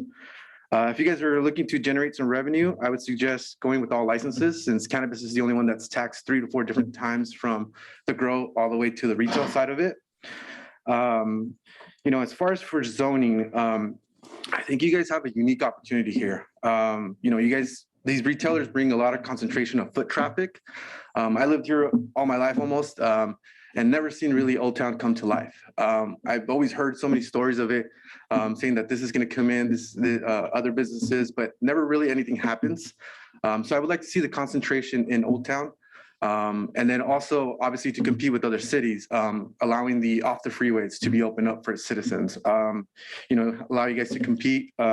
Also love the 5% gross receipts. I think that's a good precedent for other cities to follow. I know the city of San Francisco just took down their gross receipt tax to actually combat with the black market. So I don't know, you guys were just starting, but something suggesting, I heard you guys had a surplus in your revenue, so it'd be a good thing. As far as for license, I would like to the same thing, suggest a merit program. I've gone through this application process so many times, been through so many lawsuits and all that stuff with with cities, not us particularly, but just the whole industry, and it's not pretty. With the merit-based programs, it gives you guys of who's coming into your guys' city. It allows you guys, the citizens, to see who are the operators, and just give you guys a little bit of a glimpse. The only other thing on the licenses, LA defined undue concentration, 1 for every 10,000. Nobody else, other jurisdiction has, I believe, yet. So I would say maybe something around there, right? 1 for every 10,000 would be 9. Maybe start off a little less, 6, 7. I think 3 is a little too, you're going to have some issues like Coachella, only 3, and it's hard to bring those to life. So any help we can do, again, Libre Cannabis guys, here to help. Thank you, guys. Great, thank you, Mr. Ordonez. I guess I could open it up to the council. We don't have any further comments. Do we have any online before we open it to the council now? Council comments? Really? Yeah. Take it one by one. I have comments. There's a general comment to. I think Loopy was saying something. Councilmember Amit? That's okay. Let city manager speak first and then I'll ask my question. Really, your call, Mayor. If we just pull the PowerPoint up just quickly, it just might guide the discussion if you wanted to go step by step, or if you want to kind of do a broad overview. The broad overview initially would be, are you sure we want to jump into the business or not? The ban is in place, but it can be removed. So Mayor, whether you want to go in a general comment or step by step. Well, I think we could go step by step. I think we came to a consensus last meeting that we're going to remove the ban. So is there any disagreement to that? Or forever hold your peace? No, I'm good with it. I mean, as long as it's in the proper places and it's what we're expecting. I mean, I understand the micro business. If we were going to do anything, I could see that being a possibility, but it'd have to be in the proper locations. It'd have to be where it doesn't affect some of the rest of our businesses or our community as a whole. It limits to what it is. The retail, I mean, there's so many grows out here, especially in Desert Hot Springs and other areas, to provide the product. And I understand the taxation, that taxation does drive the black market. That's why it's so strong in so many areas. But at the same time, we're taking baby steps. There's a lot of chances there to be able to do it. So I'm good with lifting the ban as long as we're talking apples and oranges and not, there's other things to it. If you're going to tell me we're going to go full on manufacturing and cultivation, then I'm out. So, I mean, we just don't have the location. You go to Desert Hot Springs, I go there quite a bit. There's some very good areas there, but you go to some of those areas and the smell from that, because of the ventilation in that, horrid. And it's in the middle of nowhere, so it's not as big of a problem. But when you're talking India, we have future plans for a lot of these areas, and it might start being in an area that's not populated. But as we grow and low-income housing or affordable housing and new housing projects and other stuff, that really limits what you can put in some of these areas unless you have the proper ventilation and the proper grows in the right location. So I think the gentleman is right. Let's make the right decisions at the right time. We can always expand, can't pull back. Good point. I hesitate to jump in every time, Mayor, so I apologize. But I think in my presentation to Councilmember Miller's point, we do have some locations such as that 40 acres near Coachella that could be somewhat distant and so forth. What I failed to mention, I believe I did in the staff report, but I failed to mention in my oral presentation, we do lack, that specific area lacks electrical power. And there are other areas in the community where this type of operation, particularly manufacturing, could be located, but it would absorb a very finite resource we have. So I think if we designated that 40 acres at some point, it would be years and years. In fact, the city of Coachella is waiting for a substation in that area to activate some businesses in that area already. So even if you did, it wouldn't be ripe. What we would be doing is spending probably 6 to 9 months developing these regulations, and it wouldn't even happen in the near future anyway. So I think I failed to mention that. So I apologize for jumping in. The micro businesses I didn't touch on, but that is another little baby step. So maybe as council member indicated, it provides a little bit of vertical integration for the retailers, but it isn't going all the way. It's a discussion. So thank you. Yeah, I think I'd still be open to the manufacturing, distribution, and possibly cultivation in certain areas, as we spoke of, right? And when I think about that, I think about Indio Boulevard, right next to the railroad tracks. It's empty, or there's old buildings that need to be renovated. Not much going on there. Like, that'd be a good place to bring some money in, bring some redevelopment. And of course, retail, micro business is definitely important for keeping a healthy business going. And let's see. Cultivation, one of the interesting, and maybe we're not ready for this now, but one of the interesting things that just happened recently is we're starting to see very successful outdoor grows in Coachella. So there's people growing really high quality material in Coachella outdoors. And so that agricultural technology is there now. So something to keep in mind also as we move forward. And like we're talking about the area on next to Coachella, right? That area is already taken over by cannabis. So we're not, limiting ourselves in any way there. It's already there. So That location, I don't have a problem. Yeah, so maybe we could still consider that location for some of these cultivation or manufacturing facilities. Okay, I'll jump in. So the last couple of years, I know it's kind of taken a little bit long, but it's really helped me wrap my arms around the business. And so, you know, I would support retail. Truly, I would support retail. And I don't support putting it in the outlying areas. It's a business. And as long as we have checks and balances in place for cannabis, like we do with every other business, right? I don't want it to look like Fort Knox, but it's a nice retail facility. I'm good with that. You know, there are retail cannabis storefronts that are actually very nice in some of our cities, and on El Paseo as an example. And you know, and I think that's the bar that would be raised. I do not support putting them in outlying areas. That's if we're going to do this, then I don't support overtaxing that 4 or 5%. I mean, let's make it reasonable so that it is successful for all. And I am going to start a little bit slower. Let's look at the 1 in every 25,000 people. The lottery, I would like to know more. The lottery makes me a little bit nervous, but so does merit-based, only because this is our first foray into this. I think it's important to get the right operators in our city, and how we do that, or our ability to do that, I think is really what's most important. And I'm not sure the lottery is the best way to do it, but then that opens up a series. So I think that's going to require more conversation, because I want to get the right folks in the city if we're going to do that.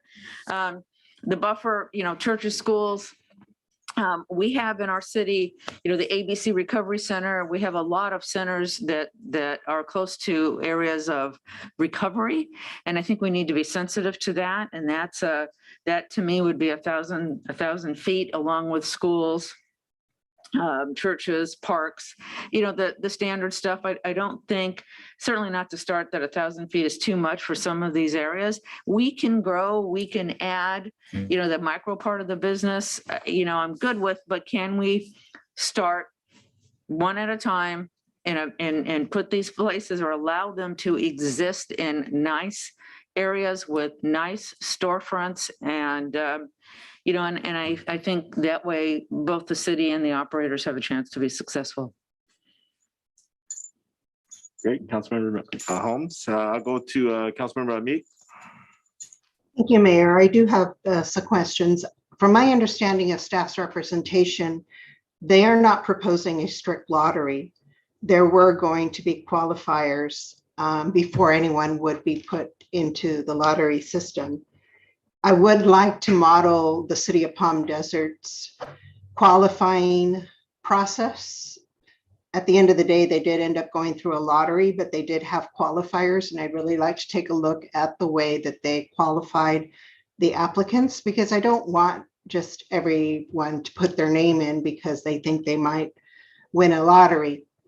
The other questions I have to do with the caps and the current tax rate. I'd like to know what the caps are in both the City of Palm Desert and in the City of Coachella.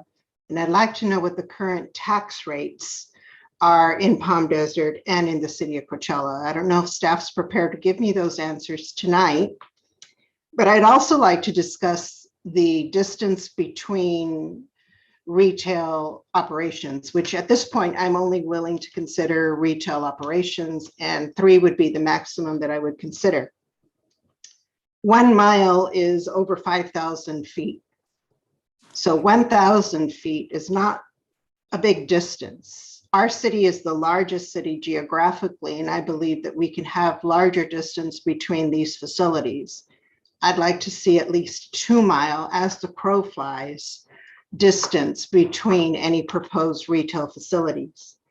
And if staff could give us an example of the commercial, the 2 commercial areas that they're proposing.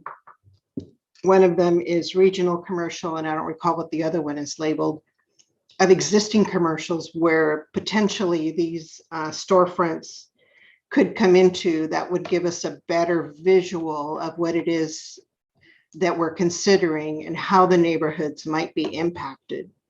So I'd like for those questions to be answered before we consider moving forward with any type of direction for staff. Thank you. Those are, I think we do have some of those answers. And so let me maybe work in reverse order. When we speak to commercial, the community and regional commercial, maybe just provide examples. So where Walmart is located and where Winco is located, those are large regional centers. So a very nice, attractive retail location in that area might be an example of that. More of a community commercial area might be Fred Waring in Jefferson, that smaller commercial center, or something along Highway 111. They're those smaller commercial centers. So a storefront there would be attractive and well done, are the type of areas that we're referring to. The ones that we did exclude in our recommendation were specifically the downtown and the more neighborhood commercial, where you've got more close adjacency to residences. So those we're recommending be excluded. Relative to tax rates, we did do a quick scan, and we'll confirm these to bring back to you, and we can send them by email. I believe Coachella is at 6% for retail, and Palm Desert, the voters actually approved something in Palm Desert. It was up to a certain amount, but they started a lower amount. And my memory is 10%, Palm Springs 15, but we will confirm those. I'm only providing those as maybe some in the room can help confirm them. They're much higher. Desert Hot Springs is higher. Those were voter imposed. That's not the proposal here. It is an option for the council to consider, but it's a much longer and expensive process where you can by ordinance allow these and enter into agreements. So these rates, maybe the city attorney can speak to that. There's a way to negotiate the rate rather than impose it by a voter tax. And what are the current cap rates in Palm Desert and Coachella for licenses? Okay, and yeah, maybe before the city attorney responds, those cap rates we did not research, and we will. So this would be how many per thousand, if there is a cap. Some of those may have been in that ordinance by vote. 6 in Palm Desert. Pardon me? 6 in Palm Desert. So there's 6 total in Palm Desert. So about one micro. 1 micro, 6 in Palm Desert. So if you heard that, Lupe, that looks like about 1 for every 10,000 in Palm Desert from a retail standpoint. But you made an excellent point that I'm glad was brought up. And again, I failed to do so in the oral presentation, that the cities that are being successful with the lottery process, I know that has a stigma to it, but as was suggested by public comments, to be eligible would be a criteria you set. It would be merit-based. Something like a social equity plan would be a requirement. They would have to meet that requirement even to be eligible. So I believe he's right. I think if we make the requirements strict enough, 100 people won't even be eligible, or they'll just be kicked out. And so as strict as you make it, provide local preference, provide social equity plan, provide experience in other locations. Some may even have an existing state license, which will expedite the process rather than having someone that doesn't even have a state license. So they wouldn't even be eligible if you so stated that in your merit-based criteria. So I think that would shrink the number in the lottery process. But from HDL's experience, and I just reviewed what was going on in the city of Fresno, one of the public comments referred to it. More than half of all cities that don't have a lottery end up in lawsuits. So that's just kind of the common practice right now, that if I didn't get it, I sue, and it slows everybody down. So I only provide that, as the council member Amit indicated, it would need to be strict criteria. We could look at Palm Deserts or any new creative criteria you suggest that would help limit the number to those you really are looking to incentivize to be eligible. Okay, so just my feedback with what you've mentioned so far. I would not want to go below Coachella's sales tax rate. So I don't think we should be cheaper than Coachella.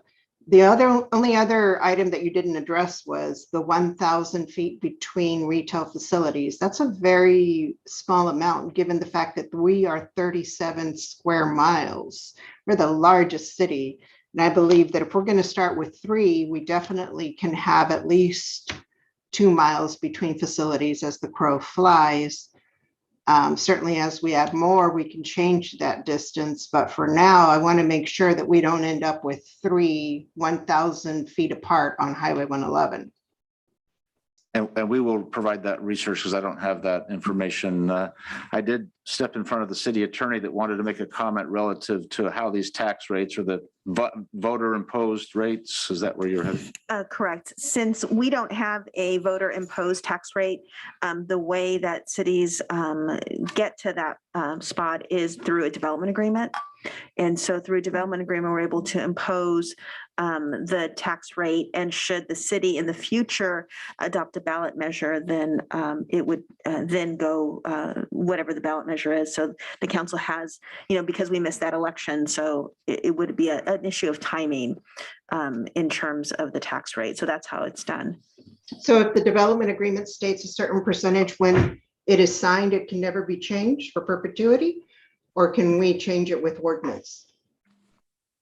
The way that cities have done it with when they don't have an ordinance that's been adopted by the voters is the development agreement. Yes, it's whatever we agree to in that development agreement, it stays in. And if an ordinance is adopted, then you can make it so that the ordinance trumps the tax rate in the development agreement. And the ordinance to be voted on. Well, yes, it's a tax, it's similar to what we just did. So it's a tax ordinance. And that's voted on by the people. Councilmember Ortiz, you have actually, Councilmember Amit, do you have any more discussion or questions? No, I just hope that they get the answers that I'm still waiting for before this comes back. We will do that. Councilmember Ortiz?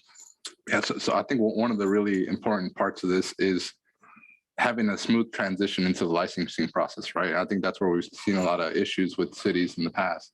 I think if you look at Desert Hot Springs and the way they did it, they had a private company that was already running the regulations before it even started, right? So maybe looking towards that and other cities and who they're contracting with, who they're happy with, because I think that's going to be, it's just a whole different world of regulation. So I don't really think our staff should take that on. I think it's going to be just a tremendous amount of work. So if you have somebody who's already has that system in place and bring them in, I think that'd be a much better way to do it. And my second priority is going to be the social equity program to make sure we prioritize the responsible operators who have a history in the cannabis industry and make sure we prioritize local business so we can keep these revenues in our community. And as we heard, there are millions in grants for these businesses at the state level to help for, improvements for buildings, improvements for the facilities, or improvements for their businesses. And if we look around in the Valley in the cannabis industry, our Indio residents are everywhere in the industry. They're growing, they're manufacturing, they're in administrative positions. As we heard, they're owners, running dispensaries already. So I think we can find the talent that we need within our city and within those social equity requirements, depending on what we decide those are. And we've seen this already with companies, larger companies that will give majority ownership to a local partner and then keep the brand and infrastructure of their company while teaming up with the local family to run their business. So it still brings in very high quality operators. We're not limiting ourselves too much, in my opinion, if we're implementing that social equity program. I think for the lottery, I have seen it. I think I still lean more towards the merit-based one. I had a close eye on the Coachella process and how that went down, and they didn't have any lawsuits, I believe, and that's because they had that appeals process that Chris mentioned, where you get your score and then you can appeal if there's something there, and if it's substantial, then the city will go ahead and relook at that. But it's not scored by the council, right? You have a community council that will score the process, or a community group that scores that process, and separate scoring from separate groups so that it's a little bit more aside from the city officials. So that's one good one to look at. I think special event businesses, I would like to see what we think on that. I think, even if we're looking at, as we were just mentioning, the Riverside County, the fairgrounds, right?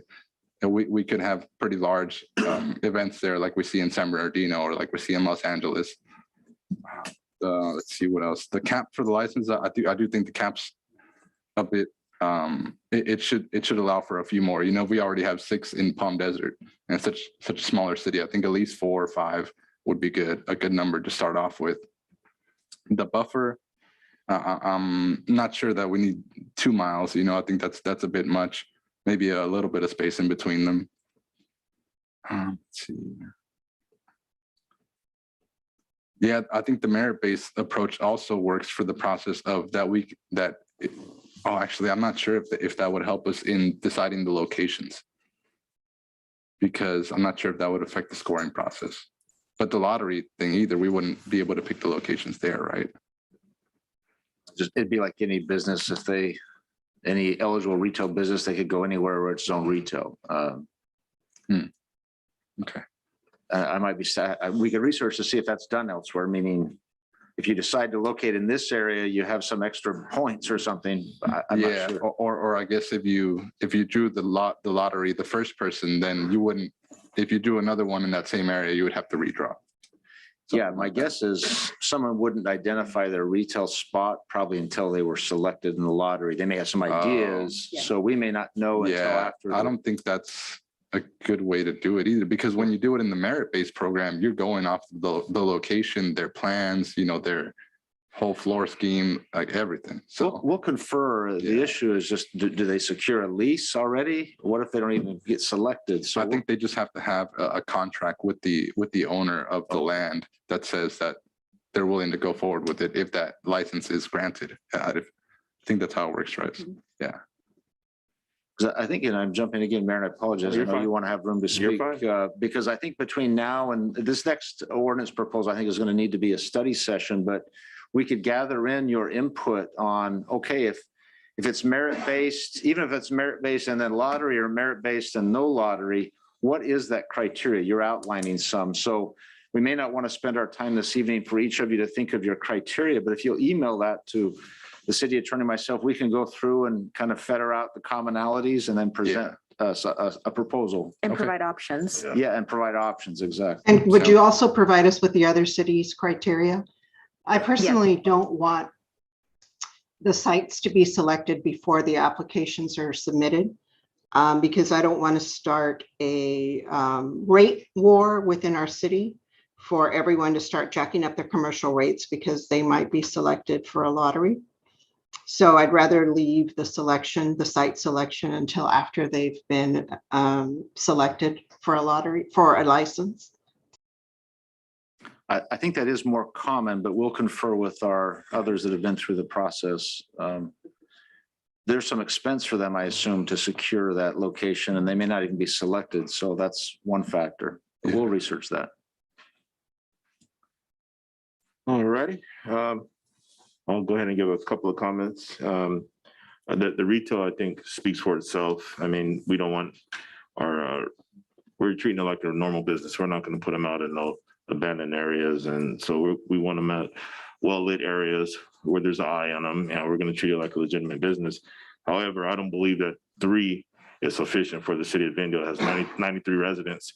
Often in our discussions, when we talk about leakage with our sales tax, some of it is part of the cannabis industry. Just today alone, speaking with some of our seniors, they had a lot of questions about when we were going to enact a policy because of their medicinal use and having to go to Palm Desert and Bermuda Dunes to purchase products. So I don't think 3 for the area we're talking about is enough. I would be more in favor of having 4 to start. And then after you said 18 months, look at where we're at in the process. Also, we talked about cultivation in some of those areas over by the freeway, some of our industrial areas. We have a lot of industrial space that's abandoned in some of our areas. And I think, this is a possibility. Smell is an issue, but this industry has evolved. We look at some of our cities like Desert Hot Springs and Cathedral City who jumped right into this, and they did have some issues. Well, ordinance came down. Palm Springs has a great smell mitigation ordinance. I think we should look at that. Filtration system has changed since this industry started. So you could go into some of these areas and some of these businesses and don't smell anything. Recently, I was just in one in downtown Los Angeles and I couldn't smell nothing. You didn't know that you were even around a cannabis cultivation and manufacturing and retail facility all in one building. So I think the smell ordinance is going to be optimal. And I do support cultivation, licensing, and manufacturing and distribution. Now, if we do that, you know, by the time we get around to it, if we don't hire another business to take this on, it would probably be 18 months before we could move on something like that. But I don't want to limit us. We're the ones making the ordinance, so we're the one that's going to approve it. So I do support open it up to those facets of the industry. As far as the lottery system, I would lean more toward having a merit base with appeal process. You know, we set the policy, and if folks don't meet that criteria, we give them the reason why, and we go from there. But city manager is proposing that we have a merit process, then go to the lottery. So I'm not sure that'll work, but maybe some more research what our neighboring cities are doing would help us when you bring that back to us to see what our Palm Springs and Palm Desert has done. I know they have some pretty good ordinances over there. So as far as the buffer, I don't know if we could do this, if we could range it from 600 to 1,000, because I think there's some instances where if there's retail, you know, say, I know we're not doing it downtown, but walkability and those kind of things I think are important. And there's some cities, say for instance, like Palm Desert, they have retail and residential right behind it. So if they're able to do that in those communities, I think we could do that. And if we have too many limits on this industry, the black market is going to take over and folks are still going to go to other cities to purchase. So when we bring this back, could we also have a map with the zoning? Because I think the zoning will give us an idea where we can't have these locations. And so, and I am in favor of the 5%, but I'm also open to looking into what the other cities are doing. We don't want to tax out our businesses, but I'm still open to looking. I want to be competitive nonetheless. I want to keep our dollars in Indio. When folks travel to our city for our festivals, I want to keep our dollars in Indio. And also was brought up for special events. I'm open to special events. That's another idea, but I am open to it. And I would also like to ask the council and also the city manager, is this opportunity to create a subcommittee to work on this with staff? Because this, I mean, it's a lot of work. Do you want me to jump in? Does that require a separate council action and a subsequent meeting? And No, I mean, if you're looking at appointing an ad hoc committee that would just work with staff on this ordinance, then you can do that now if you'd like to. It doesn't require a vote. It would be an ad hoc, which is a non-Brown Act committee.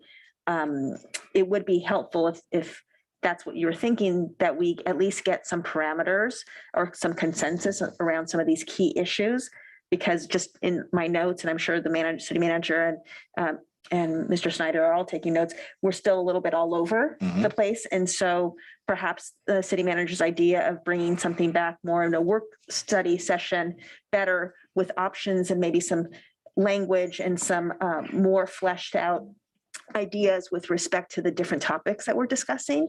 And then once we do that, then perhaps, that would be a more appropriate time for an ad hoc. Ad hoc, yeah. That's a suggestion, and maybe. I don't think we're ready for that step yet. I think we're still all over the board.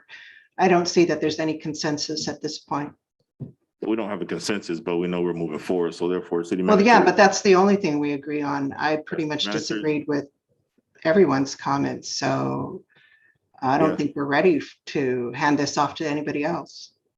It was just a question. So city manager, when you bring this back to us, those are things that we could discuss. And this has been very helpful.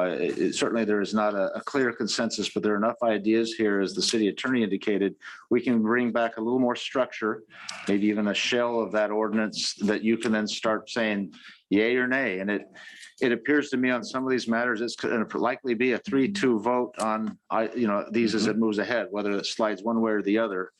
And so we just need to know that you're probably not going to have unanimity, but they taught me in city manager school how to count to 3. So that's what's going to probably have to end up here. And that's just the way it works. Yeah, I'm confident with our council that we will come to a compromise once we get these ideas and bring them. I'm pretty sure we'll come to a compromise. And I think we mostly, for the most part, have the same idea what we want. We want to do this safe. We want to be equitable, and we also want high end. So we want a decision of that. And the details, I think, will get ironed out. And so when you bring this back to us, but before we move on, Councilmember Holmes. 2 questions. The whole special event permit for special events is something to think about. And so I guess I would ask pros and cons, and I would ask our police department as well. How do we manage that? Is that an issue, or is it a non-issue? And then the other question I had is way back, several years ago when all this started, there were issues with the financing piece of it. People were walking around with bags of cash. To my knowledge, I think there's a banking institution, or how is all this cash handled or managed? Yeah, I think a lot of times now there's certain requirements from the state. You can't just get in a car and drive with all this cash, right? There has to be certain restrictions on that vehicle. So you kind of, it's a secured vehicle. It's placed in a secure place. It's locked away. The money's locked away, or the cannabis is locked away. And that's kind of how they're regulating, or at least helping keep people safe now. And so I would like more information. That's terrific. Yeah. Yeah. When people are driving with large amounts, then you have security guards. A lot of them, most of them are veterans actually, who are working in the industry now, and the veterans will transport the cannabis for large amounts. Is it correct? A bank account is still difficult though in the industry? It's getting easier. It's a lot easier now. So there's definitely banks that are working with the cannabis industry now. But it's still a cash business in terms of taxes with cities. At the retail facility, very few times are you going to be able to pay with a credit card. So you still have to pay for their cash, but the rest of the transactions after that, some of them are able to go to banks now. Okay. Well, Mayor, this has been very helpful, actually. We do have a lot of notes. Staff will kind of get something morphed together, and early next year, bring back a study session. This is a matter that eventually the Planning Commission will weigh in on. And so probably not a joint meeting, but we do have 1 or 2 of our planning commissioners here with us, but we would invite them to that next council meeting to listen and hear your discussion. And then a subsequent joint meeting might be necessary, but we want to move ahead. I think there's consensus that we ought to do something and put the ban behind us. So let's move crisply in the next 2 or 3 months and get this done. Yeah, and also, oh yeah, go ahead. Brian, it's going to be in the details. I mean, we are all over the map. Luby is exactly right. Retail, non-retail, 1,000 feet difficult. You won't be able to put it in downtown. There's too many churches if you're doing 1,000 feet. There is no way around it. You got churches nearby. You have day care. I mean, you got College of the Desert. It's got daycare. So that's why it's going to have to be the details. And then I'm not big on the merit based and then the lottery unless it's so strict. I mean, because if you give points to somebody for justice because they're a local resident, so they pick somebody that's an Indio resident, and then they're not going to run it. It's going to be the person that is going to be the person that they're going to go in with. So there's got to be some criteria. Maybe you get some points and then, but I'd rather know who we're working with. It's like downtown. We could have had 1,000 people come in to look at that property that could have qualified, that had the money and everything else, but we picked a proven entity that had been here. I think it's the same thing. And if we happen to get into some kind of legal ramification, then we have justification why we do it. We can't stop somebody from suing us, but to pick a bunch of people out of the hat, if you have 200 people and you just pull some name out of the hat, that's the person. Do they really have a vested interest in the city of Indio and our residents, or is it, they want that opportunity? So, how it's going to all be in the details. And then if we're scattered, I just don't want to do it from the dais. If once we get it and we have the study session, we got to have something that we can vote on without trying to hash it out and make sausage out of it up here, because if not, it'll just be a disaster. We put in what's in place, we vote on it. If we don't like it, then we come back and change it. Thank you. And I think we have to keep in mind too, there's already delivery in our city. So that's one of the other components we really didn't talk about, but I'm pretty sure with what you got today, you guys will be able to bring something back. Yeah. Please do email, particularly some of this criteria and ideas, the social equity programs, we really have to research. We know there's some legal hurdles there. One thing that happens, I just want to, as we conclude, these businesses will contact you depending on this process, as this puts a tremendous amount of stress on you as the ultimate decision maker if you're deciding, I like this one better than this one because of this one. So just know that we might be trying to do you a favor. And so there might be a balance in the specifics we bring back, but to do you a favor without having to be so subject to that pressure that so many cities have faced. So Mayor, I think we do have our direction, and thank you. All right, thank you. So no further comments, we'll move forward. The next item is item 11. It's a public hearing item. And it's 11.1 Mitigation Fee Act reporting requirements pursuant to Government Code Section 66066. This will be handled by Assistant City Manager and Director of Finance, Mr. Rob Rockwell. Thank you, Mr. Mayor. As you stated, for the record, I'm Rob Rockwell, Assistant City Manager and Finance Director for the City of Indio. Government code requires that an accounting of mitigation fees paid by developers be made public, and that project-related expenditures be reviewed at a regular scheduled public meeting within 6 months of the end of the fiscal year. In accordance with those regulations, staff have compiled 9 reports for the mitigation fees that we collect. Each report contains a brief description of the type of fee and includes the amount of the fee, the beginning and ending balances, the accumulation of fees and interest earned, as well as what those projects were spent on. With those fees, or what projects those fees were spent on. Even before we post these reports online, or we provide them to the city clerk for the public hearing that we're having tonight, we provide them to the Desert Valley Builders Association, the DVBA, who provides feedback on those reports. This year, they made a special request that we add some information that discloses not just how the fees were spent, but how they're going to be spent in the future. So these fees before you tonight have been modified to include the planned expenditure of DIF fees that was adopted in the budget this year that you adopted in June. Following the public hearing, staff recommends that you receive and file the reports for fiscal year 2021, and I'm happy to answer any questions you might have. That concludes my comments. Okay, thank you, Mr. Rockwell. This is a public hearing item. So what I'll do now is I'll open the public hearing and I'll take comments. And so I do have, before I even go with the president, Ms. Sanchez, do we have anyone online? No? Okay, so I will go with Gretchen Gutierrez.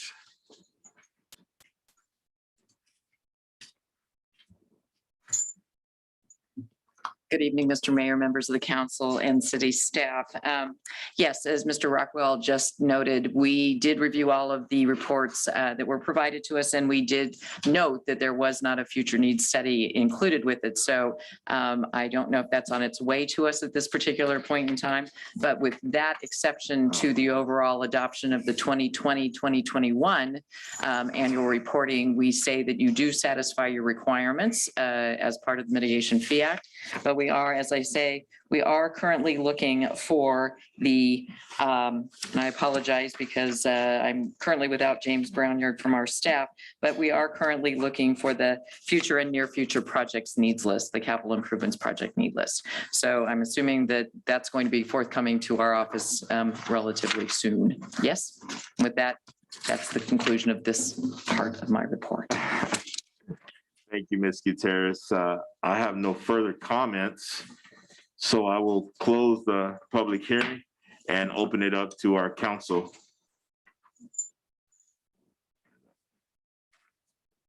Councilmember Abid, do you have any questions or comments?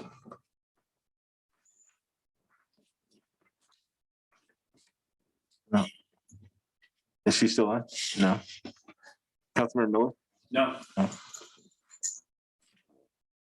Councilmember Councilmember or Mayor Pro Tem Ortiz? You almost said it, yeah. No, thank you, staff. Appreciate it. Councilmember Holmes? I'm good. All right, so this is just a receive and file, correct? This doesn't need a motion, so staff will handle it. Rob, I think you're good, and I have no further. So we will move on to 11.2, resolution number 10249, adopting a new schedule of fees and charges for various municipal services. Is be handled by Assistant City Manager and Director of Finance, Rob Rockwell. Hello again. Again, for the record, Rob Rockwell, Assistant City Manager and Finance Director. There's a PowerPoint presentation which is being kicked off.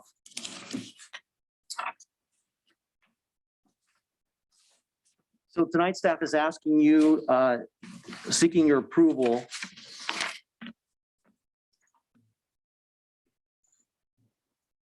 Sorry, I'm trying to get this. Okay, looks like it's all going to be done from the booth with the next slide request. So staff is asking you to approve over 500 new city service fees. Those fees are across all city departments. Here are some illustrations or some examples of all the fees we're asking you to change and adopt at an updated cost. Within accounting and finance, there are 29 fees that include business license fees, short-term rental permits, alarm permits, 41 fees within the planning division, which includes zoning fees, conditional use permits, the design review fees, 126 fees within the building and safety department, which include plan checks, building permits, various inspections from mechanical inspections, electrical inspections, plumbing inspections, 26 fees within the police department, which include fingerprinting fees, background checks, response fees, various code enforcement fees within the fire department. There's safety inspection fees, various safety permits, as well as ambulance service fees, 68 fees within the engineering departments of your public works department, including surveying fees, plan check fees, encroachment pleas, and PDS, which is pollution, discharge inspections and traffic studies. And within community services, 14 fees that include specific event permits, garage permits, and film permits.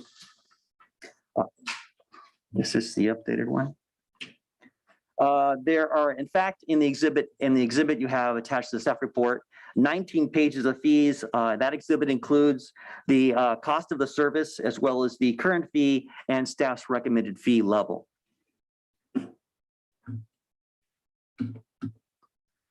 There's various fees. There are some flat fees. Some fees are variable based on the project characteristics. That includes building fees, which are often based on the value of the new development. There's variable fees that'll be charged based on actual costs. The last fee study that the city did was in December of 2012. It's best practice to review your fees every 5 to 7 years. It's been 9 years since the city of Indio has adopted a new city fees.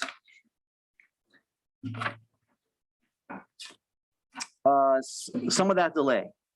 So the city council reviewed the initial fee study back in November of 2017, and the fee study goes to explain all the time study that's involved, how we get to the staff time, how we exclude vacation and sick time, how we allocate the overhead costs. So it's a very sophisticated plan. And again, that was presented to the council in November of 2017. At the time, during that budget study session, the fees were based on 17-18, fiscal year 17-18 budgetary expenses for the city. But during 2017, staff did not get a chance to bring fees back to the city council for adoption. During that time frame, we had a change in the city manager position, and so there were change in priorities. So we didn't get back to the council at that time. We did, however, come back to the council in October of 2019. The basis upon which the fees were compiled, the mechanics of it did not change, but we did bring back to the council fees based on the 1920 budgeted expenditures. So the fees had changed, but the methodologies had not.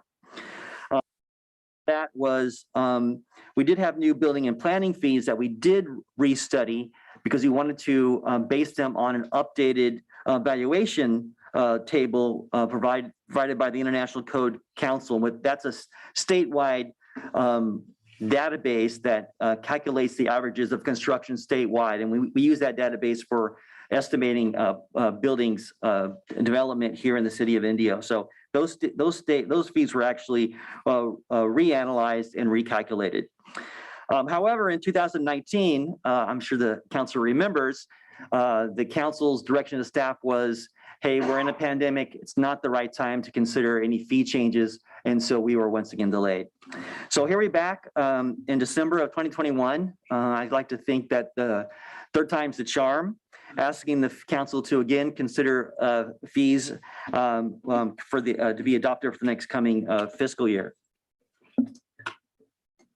When it comes to fee regulations, there are a number of government codes and laws that restrict how these fees are calculated, particularly Proposition 26 and the Government Code 6014, which mandates that the costs are based on, or the fees are based on reasonable costs.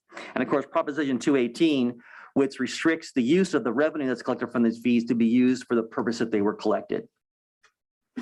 So we followed all those rules and regulations in compiling the fees that we have presented to you this evening. A couple fee highlights. There's been open communication with both the DVBA, the Desert Valley Builders Association, and the Building Industry Association.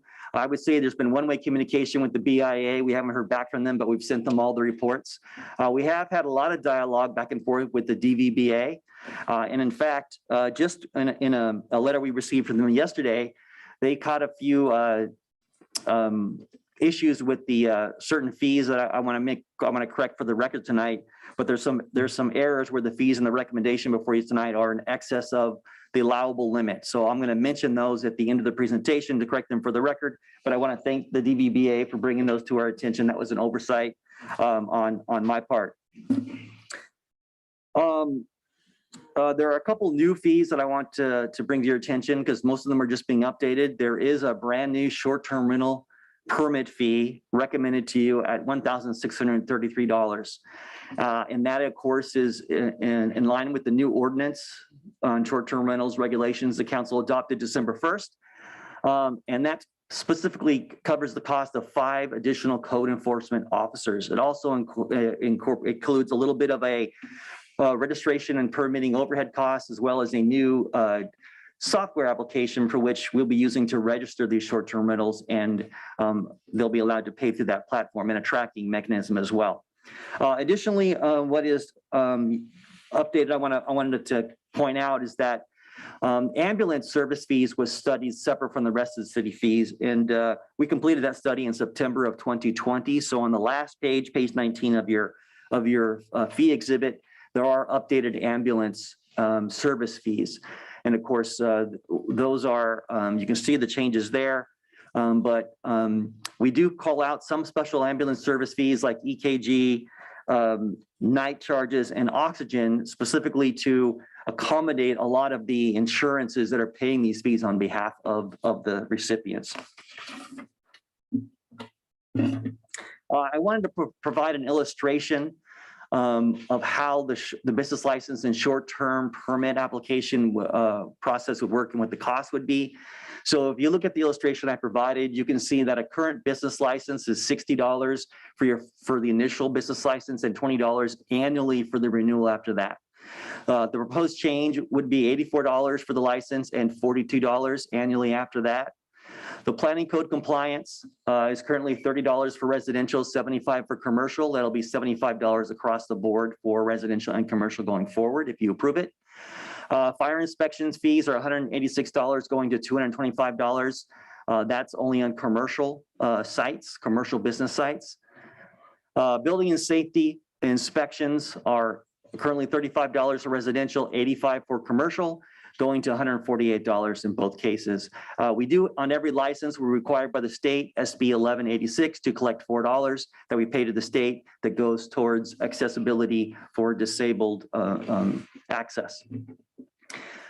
And then, of course, the short-term rental fee that I mentioned would be set at $1,633, which is $1,550 for 5 staff, $42 for administrative costs, and $41 to cover technology implementation. So if you look at the summary below, what you'll see is the current business license, when you add up all the fees, When you first acquire it, it's $129, and it's $410 for commercial. The proposed fees will be $311 for residential, $536 for commercial. But you keep in mind that that includes the code compliance fees, which only happens on initial application. So after the initial application, the renewals every year after that, even under the new system, would only be $42 a year, which is relatively a good bargain for business licenses. But I want to mention that businesses also have to pay business tax, which is that's based on a progressive scale that starts off at $60 a year, and it's based on your gross receipts, and it goes up from there. So, and most businesses that make under 50,000 pay us $60 in business taxes. So it's not really extravagant. On the short-term rental side, of course, we are currently issuing a combination short-term rental permit and a business license, and it's costing the current short-term rental operators $129 a year.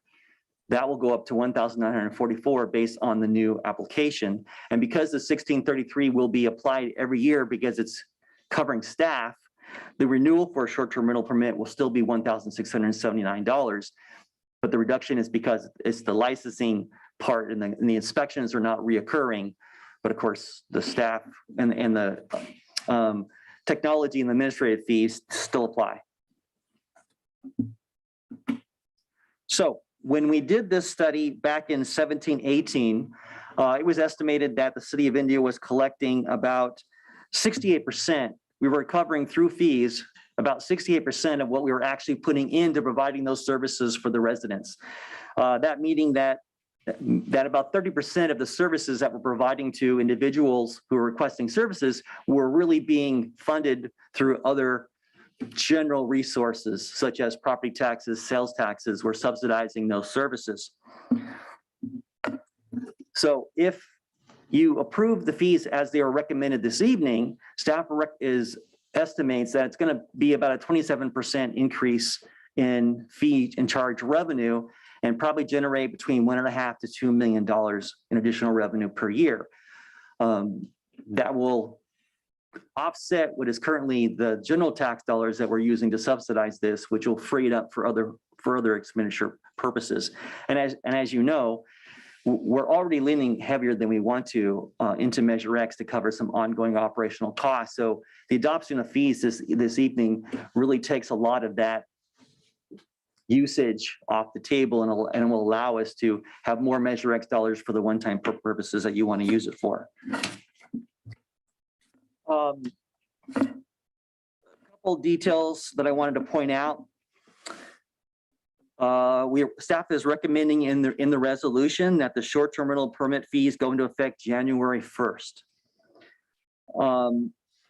Fees that are related to development are required to be delayed 60 days. So instead of picking and choosing and all the fees and having multiple implementation dates, staff's recommendation is that outside of the short-term rental permit, we just wait until February 15th and make all of the other fees effective. Also within the resolution that staff is asking you to adopt, staff is recommending that there be an annual cost increase mechanism that will occur every year. That increase will be set to the cost price index, but with a ceiling of 2%. So that way the fees would be increased annually starting in January 23. So a year from this January would be set to increase at CPI, but no more than 2% every year in January. So it would be a maximum 2% increase of 2% unless the CPI was less. And then the fees would be limited to that amount. The ordinance allows this increase through January of 2027. However, by the time we get to 2027, it's probably time to do a new fee study. And at that point, we would revisit this process and set the fees accordingly. I wanted to read into the record the fees that need to be adjusted thanks to the DVBA. So looking at the exhibit, I'm looking at exhibit page 3, the planning fees. Specifically, fee numbers 31 through 35 and 38, which include sidewalk sale permit, outdoor sale permits, rummage sale permits, parking lot sale permits, promotional event permits, and RV lot permits, to be set at a fee of $401, which is the maximum cost recovery level. And that within that same category, fees 36 and 37, which is Christmas tree lot permits and Paradise concession, parade concession permits, be set at $201. And then on the engineering side, which is page 5 in the exhibit, fees A2, A3, and A4 be adjusted so that A2 submittals with 1 to 5 sheets in quantity be set at $650. A3 submittals with 6 to 5 sheets in quantity be set at $625. And A4 submittals with 16 plus sheets in quantity are set to $600. All of these recommendations, fee limits that we're changing are less than what was publicly provided to you in the notice. They're not more, they're all less. So that concludes my synopsis of the fee changes and staff's recommendations. I'm happy to answer any questions that you might have. Great, thank you for your presentation, Mr. Rockwell. This is a public hearing item. So I will open the public hearing, and we have one public comment from Ms. Deborah McGarry.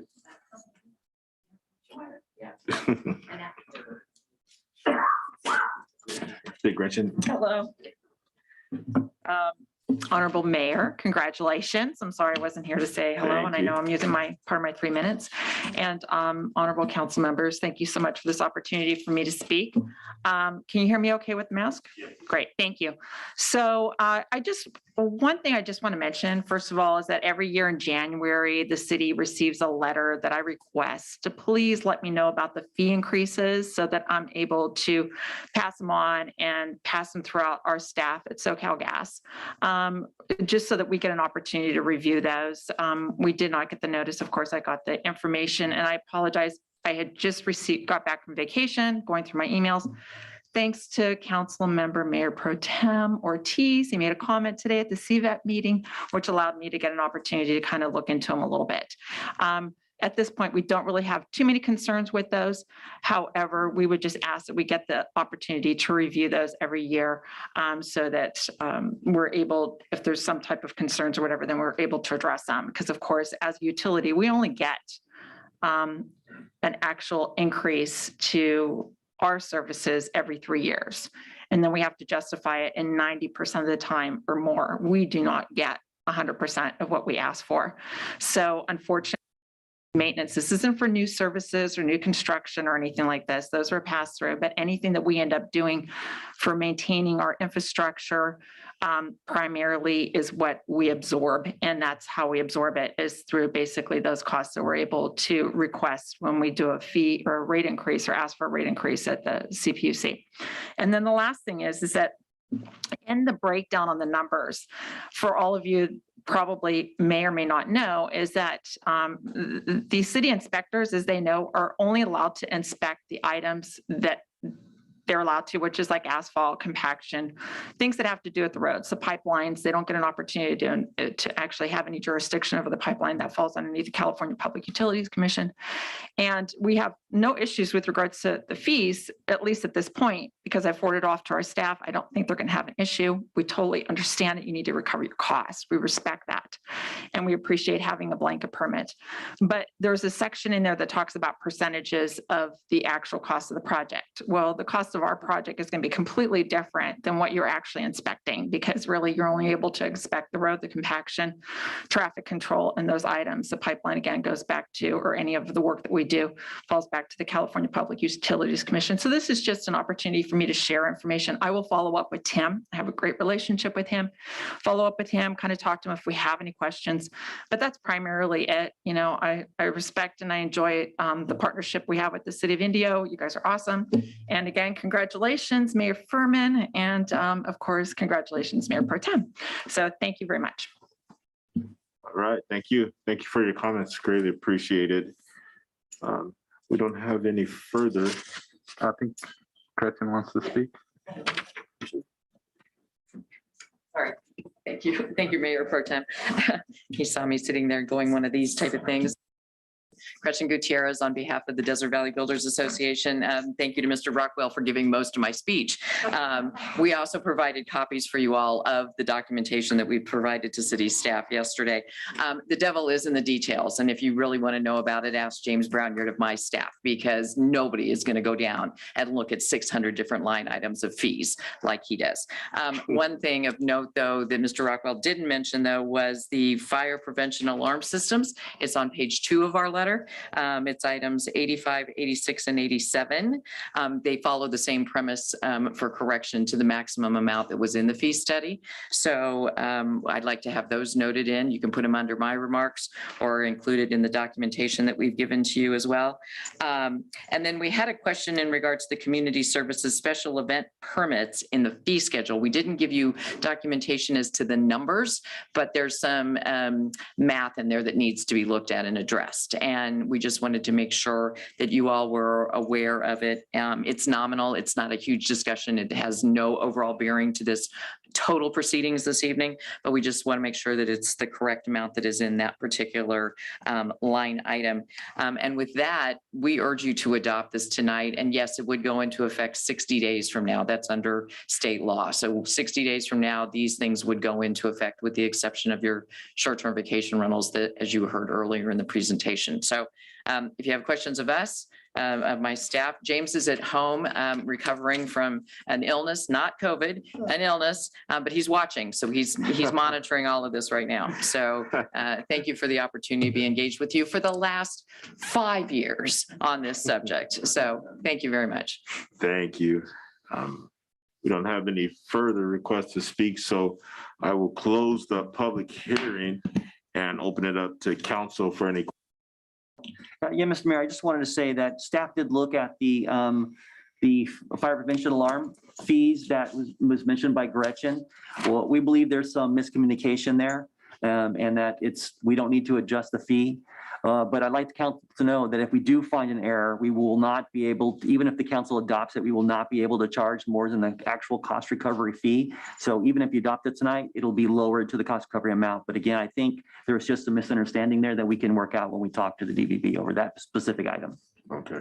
And I wanted to thank Deborah too, that we'll be sure to add her to the list so we do a better job of communication in the future. Thank you. Council? Can I just ask a quick question for clarification purposes? Going back to one of your slides where you had the business license fees, and so there was a fee up at the top, and then there were fees at the bottom of that page.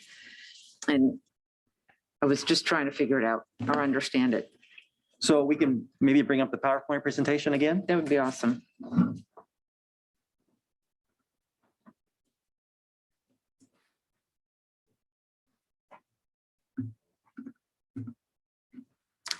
Okay, so up at the top, it says fees, business license, new or renewal, proposed 84 and 42. I understand it doesn't include the tax fees, totally get it. And then at the bottom, it says new business license, residential, commercial, 311, 536. I'm confused.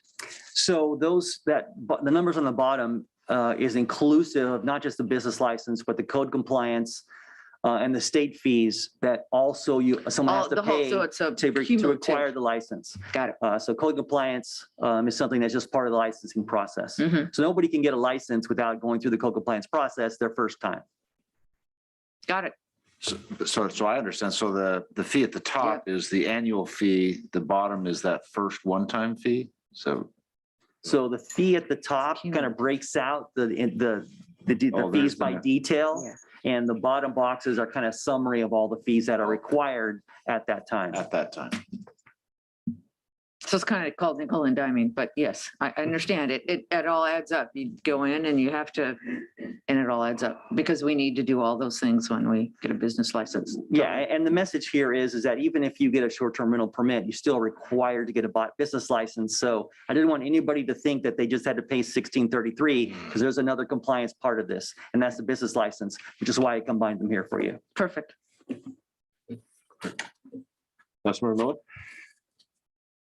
Thank you, Mayor. Rob, on the 1633, that's an annual fee technically? Yes, sir. And 5 code enforcement officers? That's right. How many code enforcement officers, just for my clarification do we have now? I think we have about 5. This will probably double the staff. So we have 5 for the city, but these people will be This- utilized for strictly for code enforcement?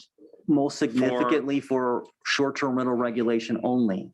That's a requirement of the law, is that that's their primary function. Primary function. And it'll be 1 senior and 4 code enforcement officers, probably. For how So many short-term rentals? do we Right have? now, we have a little over 900 that are licensed. Okay, and how many businesses we have?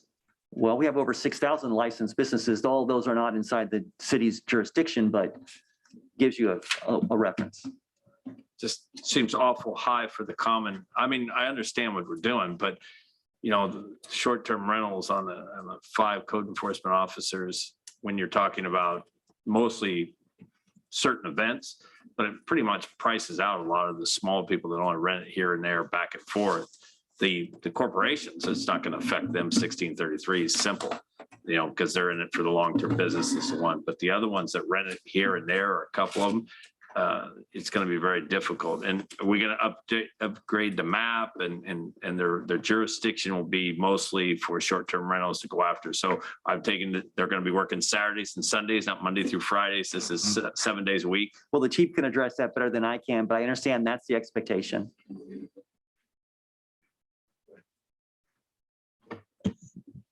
Yes, Councilmember Miller, the weekends, holidays, all of the times. And of course, this is primarily an evening issue.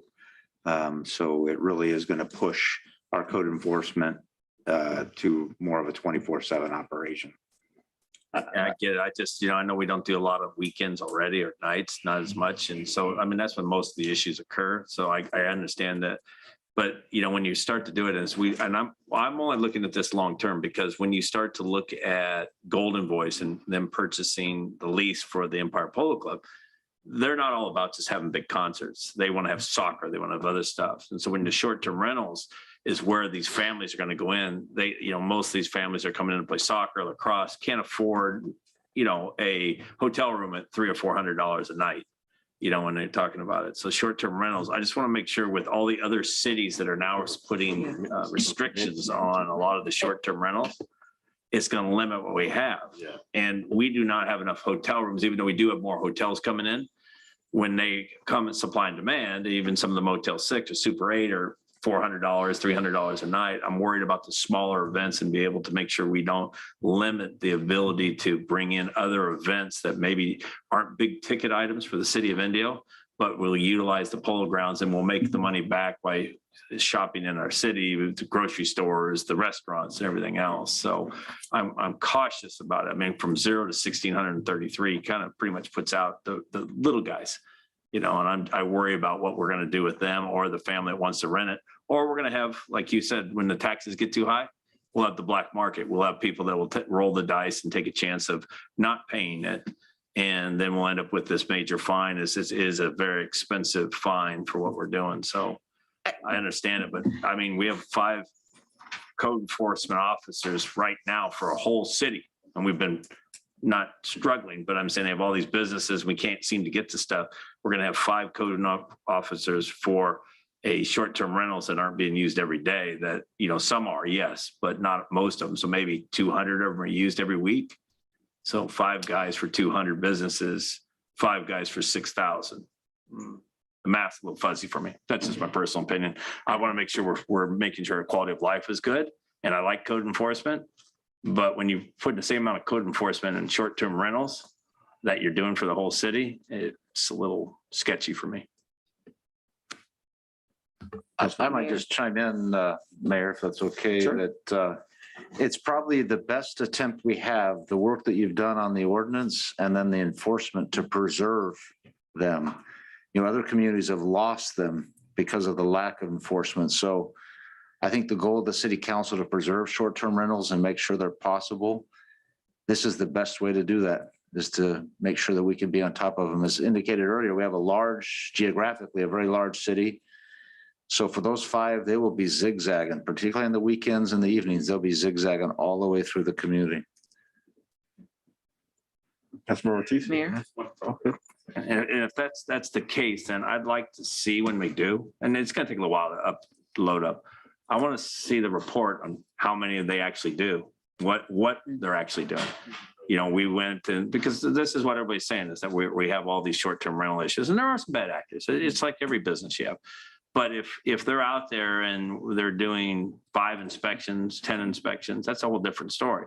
If they're doing 100, 200, I'd like to see it. I'd like to see what they're doing, see what 5 code enforcement officers are doing out there without being able to go in and check on people that aren't doing anything wrong. I don't want them roaming through. It's kind of like the animal control stuff we have, you know, gated communities, unless they want to let you in, you can't do it. You know, so it's not the same. You're not, you know, enforcing it the same way. So It's a great idea. We'll keep a log of all of those and make that available publicly. oh, I got trust in Jason and his team, but I just want to make sure we're not heavy-handed and we're not killing the goose that laid the golden egg with the investment we have. Thank you. Yeah, I also think that fee for the year-round rentals is fine. I think for the people who are just renting it out for the festivals, it's not going to make sense. So I think that's why I brought up the two different licensing processes in the past. We need to have different fees for these 2 different situations. You know, we can't be charging our residents who rent their house out for, you know, 3 weekends, 4 weekends out of the year, and be charged the same amount as somebody who's using that home full time for rentals. That's obviously going to use a lot more resources from our city. So I would like to see us provide some kind of different process for those residents who are only using it, you know, less than 30, you know, some limit that we have. If you're using less than 30 days, maybe we keep your price at the current rate. If you're renting it out year round, then yes, you're gonna have to pay a much higher fee. Councilmember Amit, you have any questions or comments? Oh, she's not on? She's not on? Okay, I'll go and I'm okay with the rates. We need the 5 code enforcement officers. You know, it's a growing industry. And with the other cities being stricter and some are banning, most folks are coming to Indio, and we do have the festivals. And I mean, just this weekend, I received an email from some folks over north on Monroe, and there was literally a concert going on over there that we had no clue about. It was unpermitted, and it's a weekend, it's at night, and there's no code enforcement. And if you look at the duties and responsibilities that code has now, they're busting at the seams. And on top of that, to enact or work within the policy that we set forth already with the ordinance. So I think it's justified that these fees stay here. So I'm okay with it. And thank you for this, bringing this to us. And that concludes my comments, but I'll pass it over to Councilmember Holmes. And so I concur. I appreciate the sensitivity to the little guy, but the reason we did this, and these fees are in line with some of the other cities, because we were very careful about looking at Palm Springs, working with La Quinta, working with the CVB to capture the information so that we can keep the goose that laid the golden egg.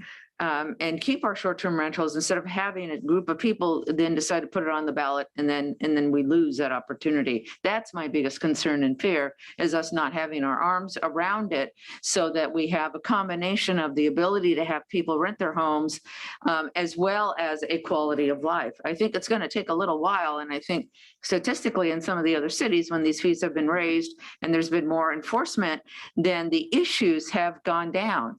And I think we agreed to come back and look at this. I don't know if it was a year or 18 months. I think Councilmember Ortiz has an idea, a good idea concept as well, because we all want to look out for the little guy. But let's give this that first year, 18 months, when we can come up with some statistical information, see if the issues have dropped. I live near Terralago. That place is crazy, as well as Indian Palms, the number of phone calls I get in those 2 areas. So let's see if we can wrap our arms around it. Let's see what it takes. Let's see how we do it. And then let's look at some potential for modification if necessary. In that, again, I don't remember the time frame we talked about. Was it a year or 18 months or 2 years? But we need to maintain some level of quality of life. Otherwise, this is all going to be yanked away from us. Yeah, and I agree with quality of life, but if, like I said, but La Quinta is $1,250. Palm Springs is $944. And I'm not against the code enforcement. I think it's a great idea. I just think that the fees are high. And I agree with Oscar. I think if it should be like a special use permit. If you're only going to rent it out 2 or 3 times, you know, you should be able to have some kind of different fee. They shouldn't be charged the same amount as everyone else. And a lot of our short-term rentals are going to get weeded out because when they come back in to get their permit, if their HOA doesn't allow it, we're not going to allow them. It's going to do it. And if we're updating our map like we're supposed to, where it has every short-term rental on it, we should be able to tell where it is. I think we're going to get weeded out. I think, but this is going to weed out a lot more of them. I just don't want to not have the opportunity. As more people, and I know it's a problem, quality of life is the number one thing. But everybody that doesn't have a hotel room or stay here, throw out this time during the concerts, that's one of the things we're complaining about, are going to go to Palm Springs or wherever else the hotels in that are. And you're trying to talk about keeping people here to do stuff.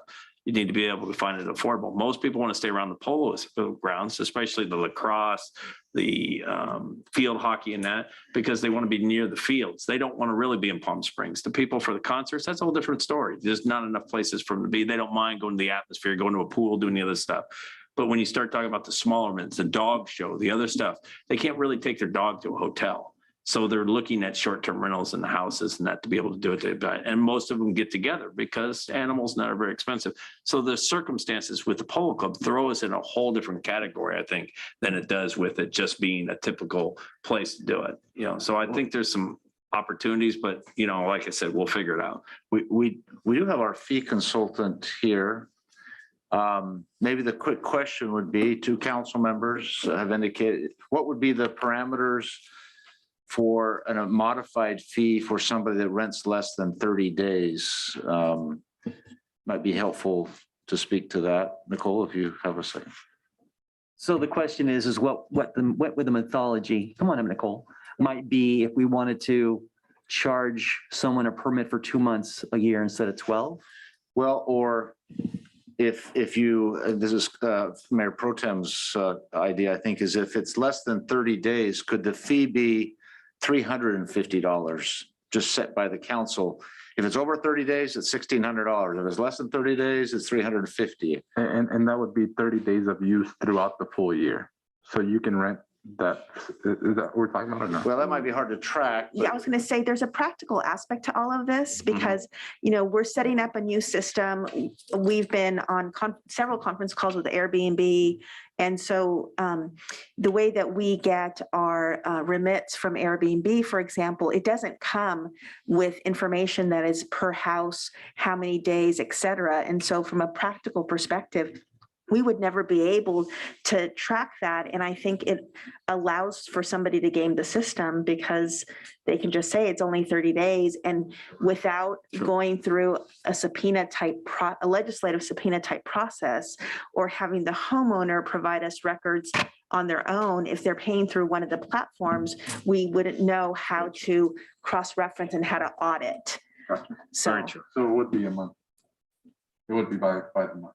It could be by the month, but It would even have to be by the that month, has still its practical, it has practical challenges, but I'll let Nicole speak to that, how that gets. Yeah, and I just wanted to add that Airbnb collects and remits TOT based on reservation dates, not when the actual rental takes place. So it's an added complication of actually knowing when these rentals take place to monitor the limitations.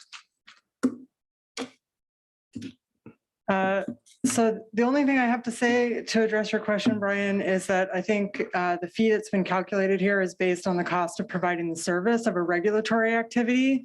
And that is what the legal standard is for any fee. So unless the process for regulating a rental that's only going to do 30 days versus 365 days is significantly different and estimatable or quantifiable, then I would say that you're really looking more at a policy decision here, that your maximum fee is $1,633, and you would like to subsidize that for rentals of less than 30 days at any amount lower than that.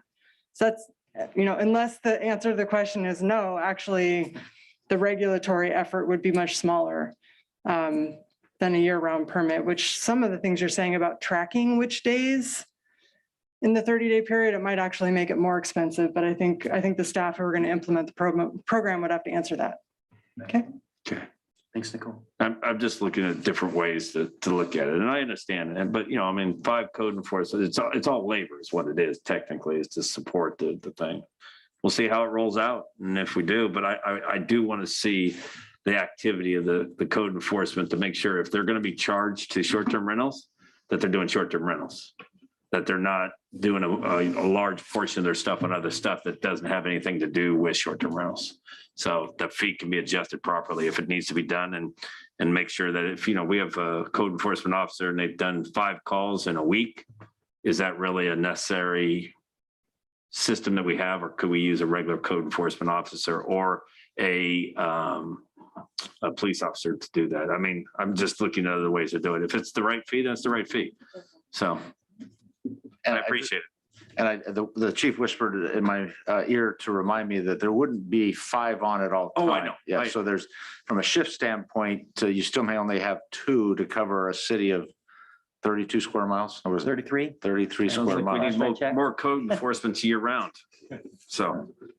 So I don't think there's any further discussion. So do we need a motion for this? Yeah, we need a motion.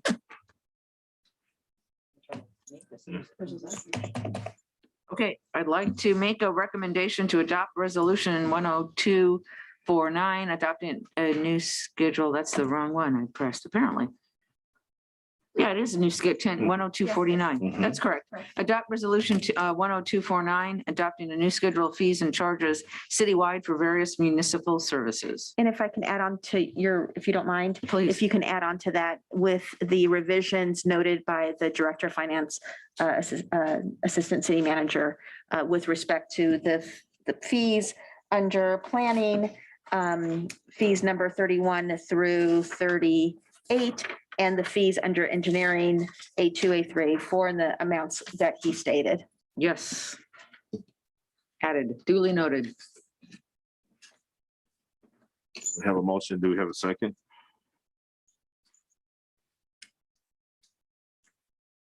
Second. I'll second the motion. Oh, Councilmember Holmes, Aye. Councilmember Miller, Aye. Mayor Pro Tem Ortiz, I'm gonna vote aye, but I hope we can revisit the situation with the short-term rentals here soon. and Mayor Furman, aye. with Councilmember Amit absent. Motion passes, and we'll now move on to item 11.3.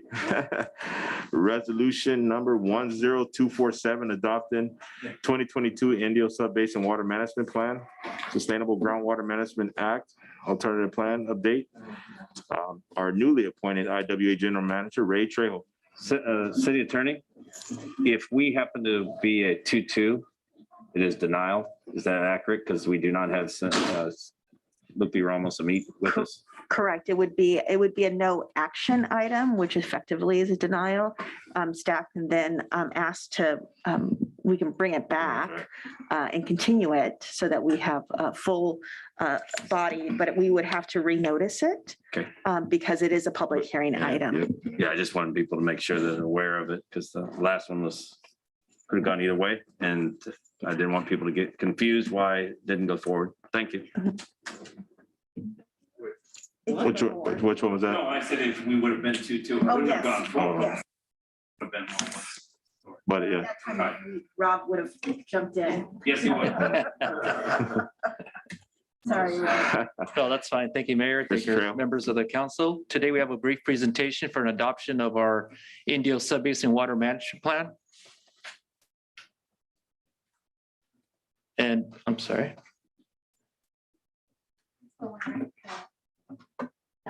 Okay. Just real quickly, by way of background, in 2014, there was legislation that required water agencies that have unadjudicated groundwater basins to prepare a sustainable plan or an alternative plan. And that applies to Indio Sub-Basin. And really the plan is to ensure that we have a sustainable groundwater, given all the discussion that we've had today and many other council meetings on growth. And so the Coachella Valley has already prepared for this way in advance. In 2010, the Coachella Valley prepared a water management plan. And it's the same plan that was submitted in 2016 as an alternative plan to meet this act. Every 5 years, the act requires that we update the plan, and this is the 5-year timeframe where we are updating the plan. And this update's involving 4 of the agencies, including Indio, Coachella Valley Water District, CWA, and District Water Agency.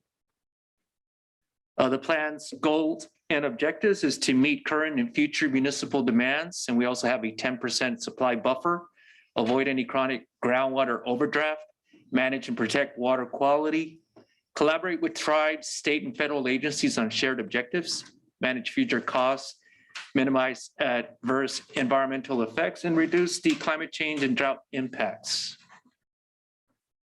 And the plan has what we refer to as projects and management actions in various categories, including water conservation, water supply development, source substitution and replenishment, meaning using canal water for golf courses or irrigation.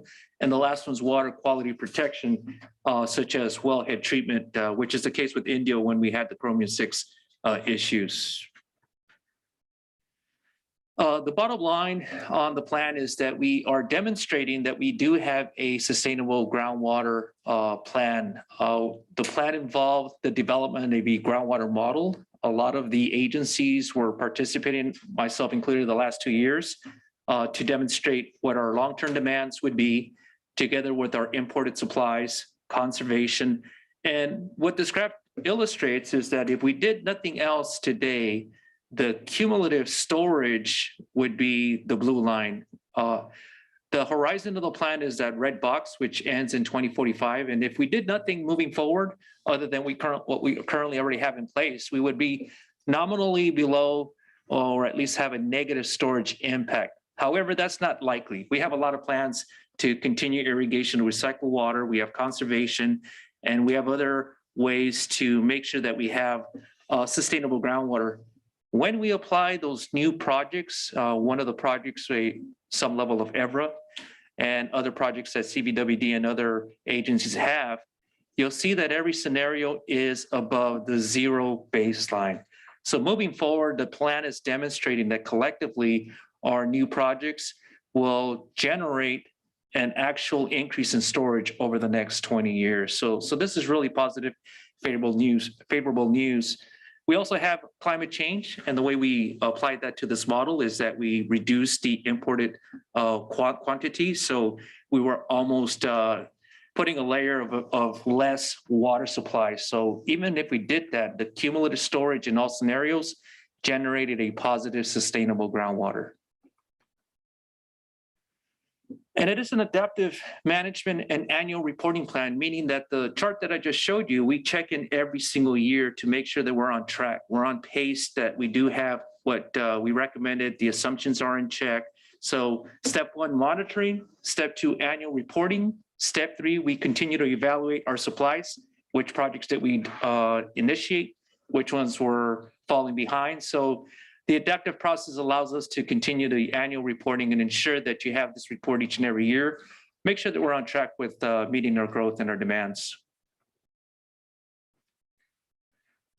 During this process, we did have public engagement. We had 7 public workshops, including 7 Sigma tribal workshops. We had a website with monthly updates, and we had regular email announcements leading up to today's public hearing. With that, we have the total of 4 agencies, 3 of which have already adopted their plan. Today is the last of the 4 agencies, which is the Indio Water Authority. And with that, we recommend that we adopt the resolution and that we work with the regional agencies to submit the plan in January to meet our obligations of the Act. If you have any questions, I'd be happy to answer them. Thank you for your presentation, Mr. Trejo. This is a public hearing item, so I will open the public hearing, and I do not have any requests in front of me. Do we have any online? No, so I will close the public hearing and open it up to our council for any questions or comments. Yeah. Ray, I noticed that there's not a couple of the water agencies aren't on there. Is there a reason besides why they're not, like Mission Springs? And Yeah, so Mission Springs falls into a specific planning area that has their own Sigma obligations. So they actually are going through the same process or have already that we are today. So within our specific area, you have those 4 agencies. But to your point, Mission Springs has its own regional area that they would have to submit a plan to the state. And a lot of it's driven by where our basin is located. So they have their own respective areas of the basin that they have to comply directly to the state. so DWA would be in both probably?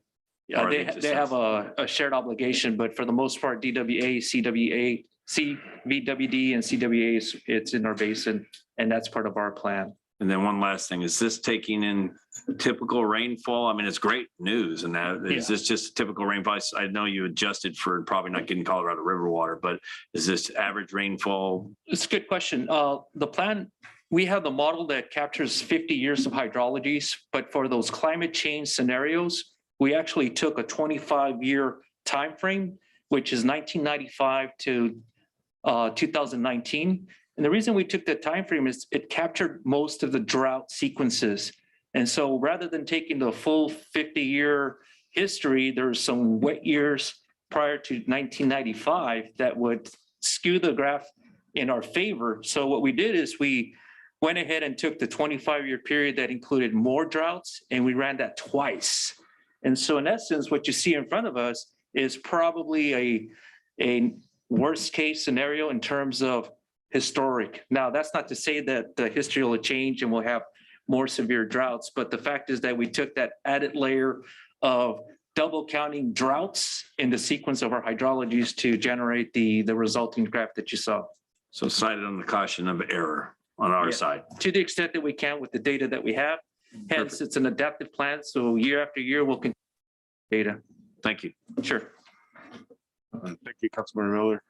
Councilmember, Mayor Pro Tem Ortiz.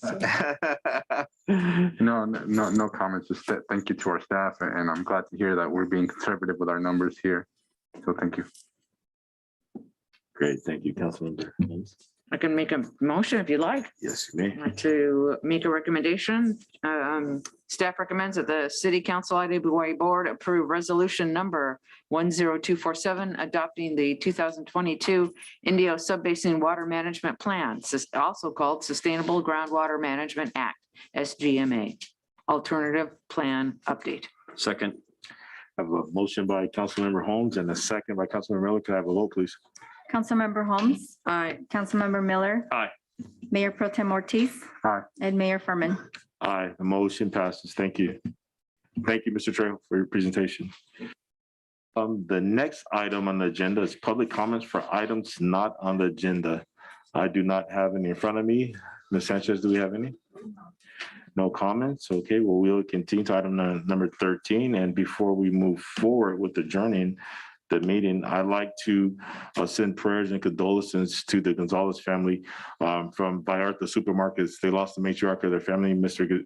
Miguel Gonzalez, prior to the Tamale Festival, and his son was actually there and gave a couple of words. So we want to send our prayers and condolences to them, and also to Christy Franklin, a past council member who also passed away.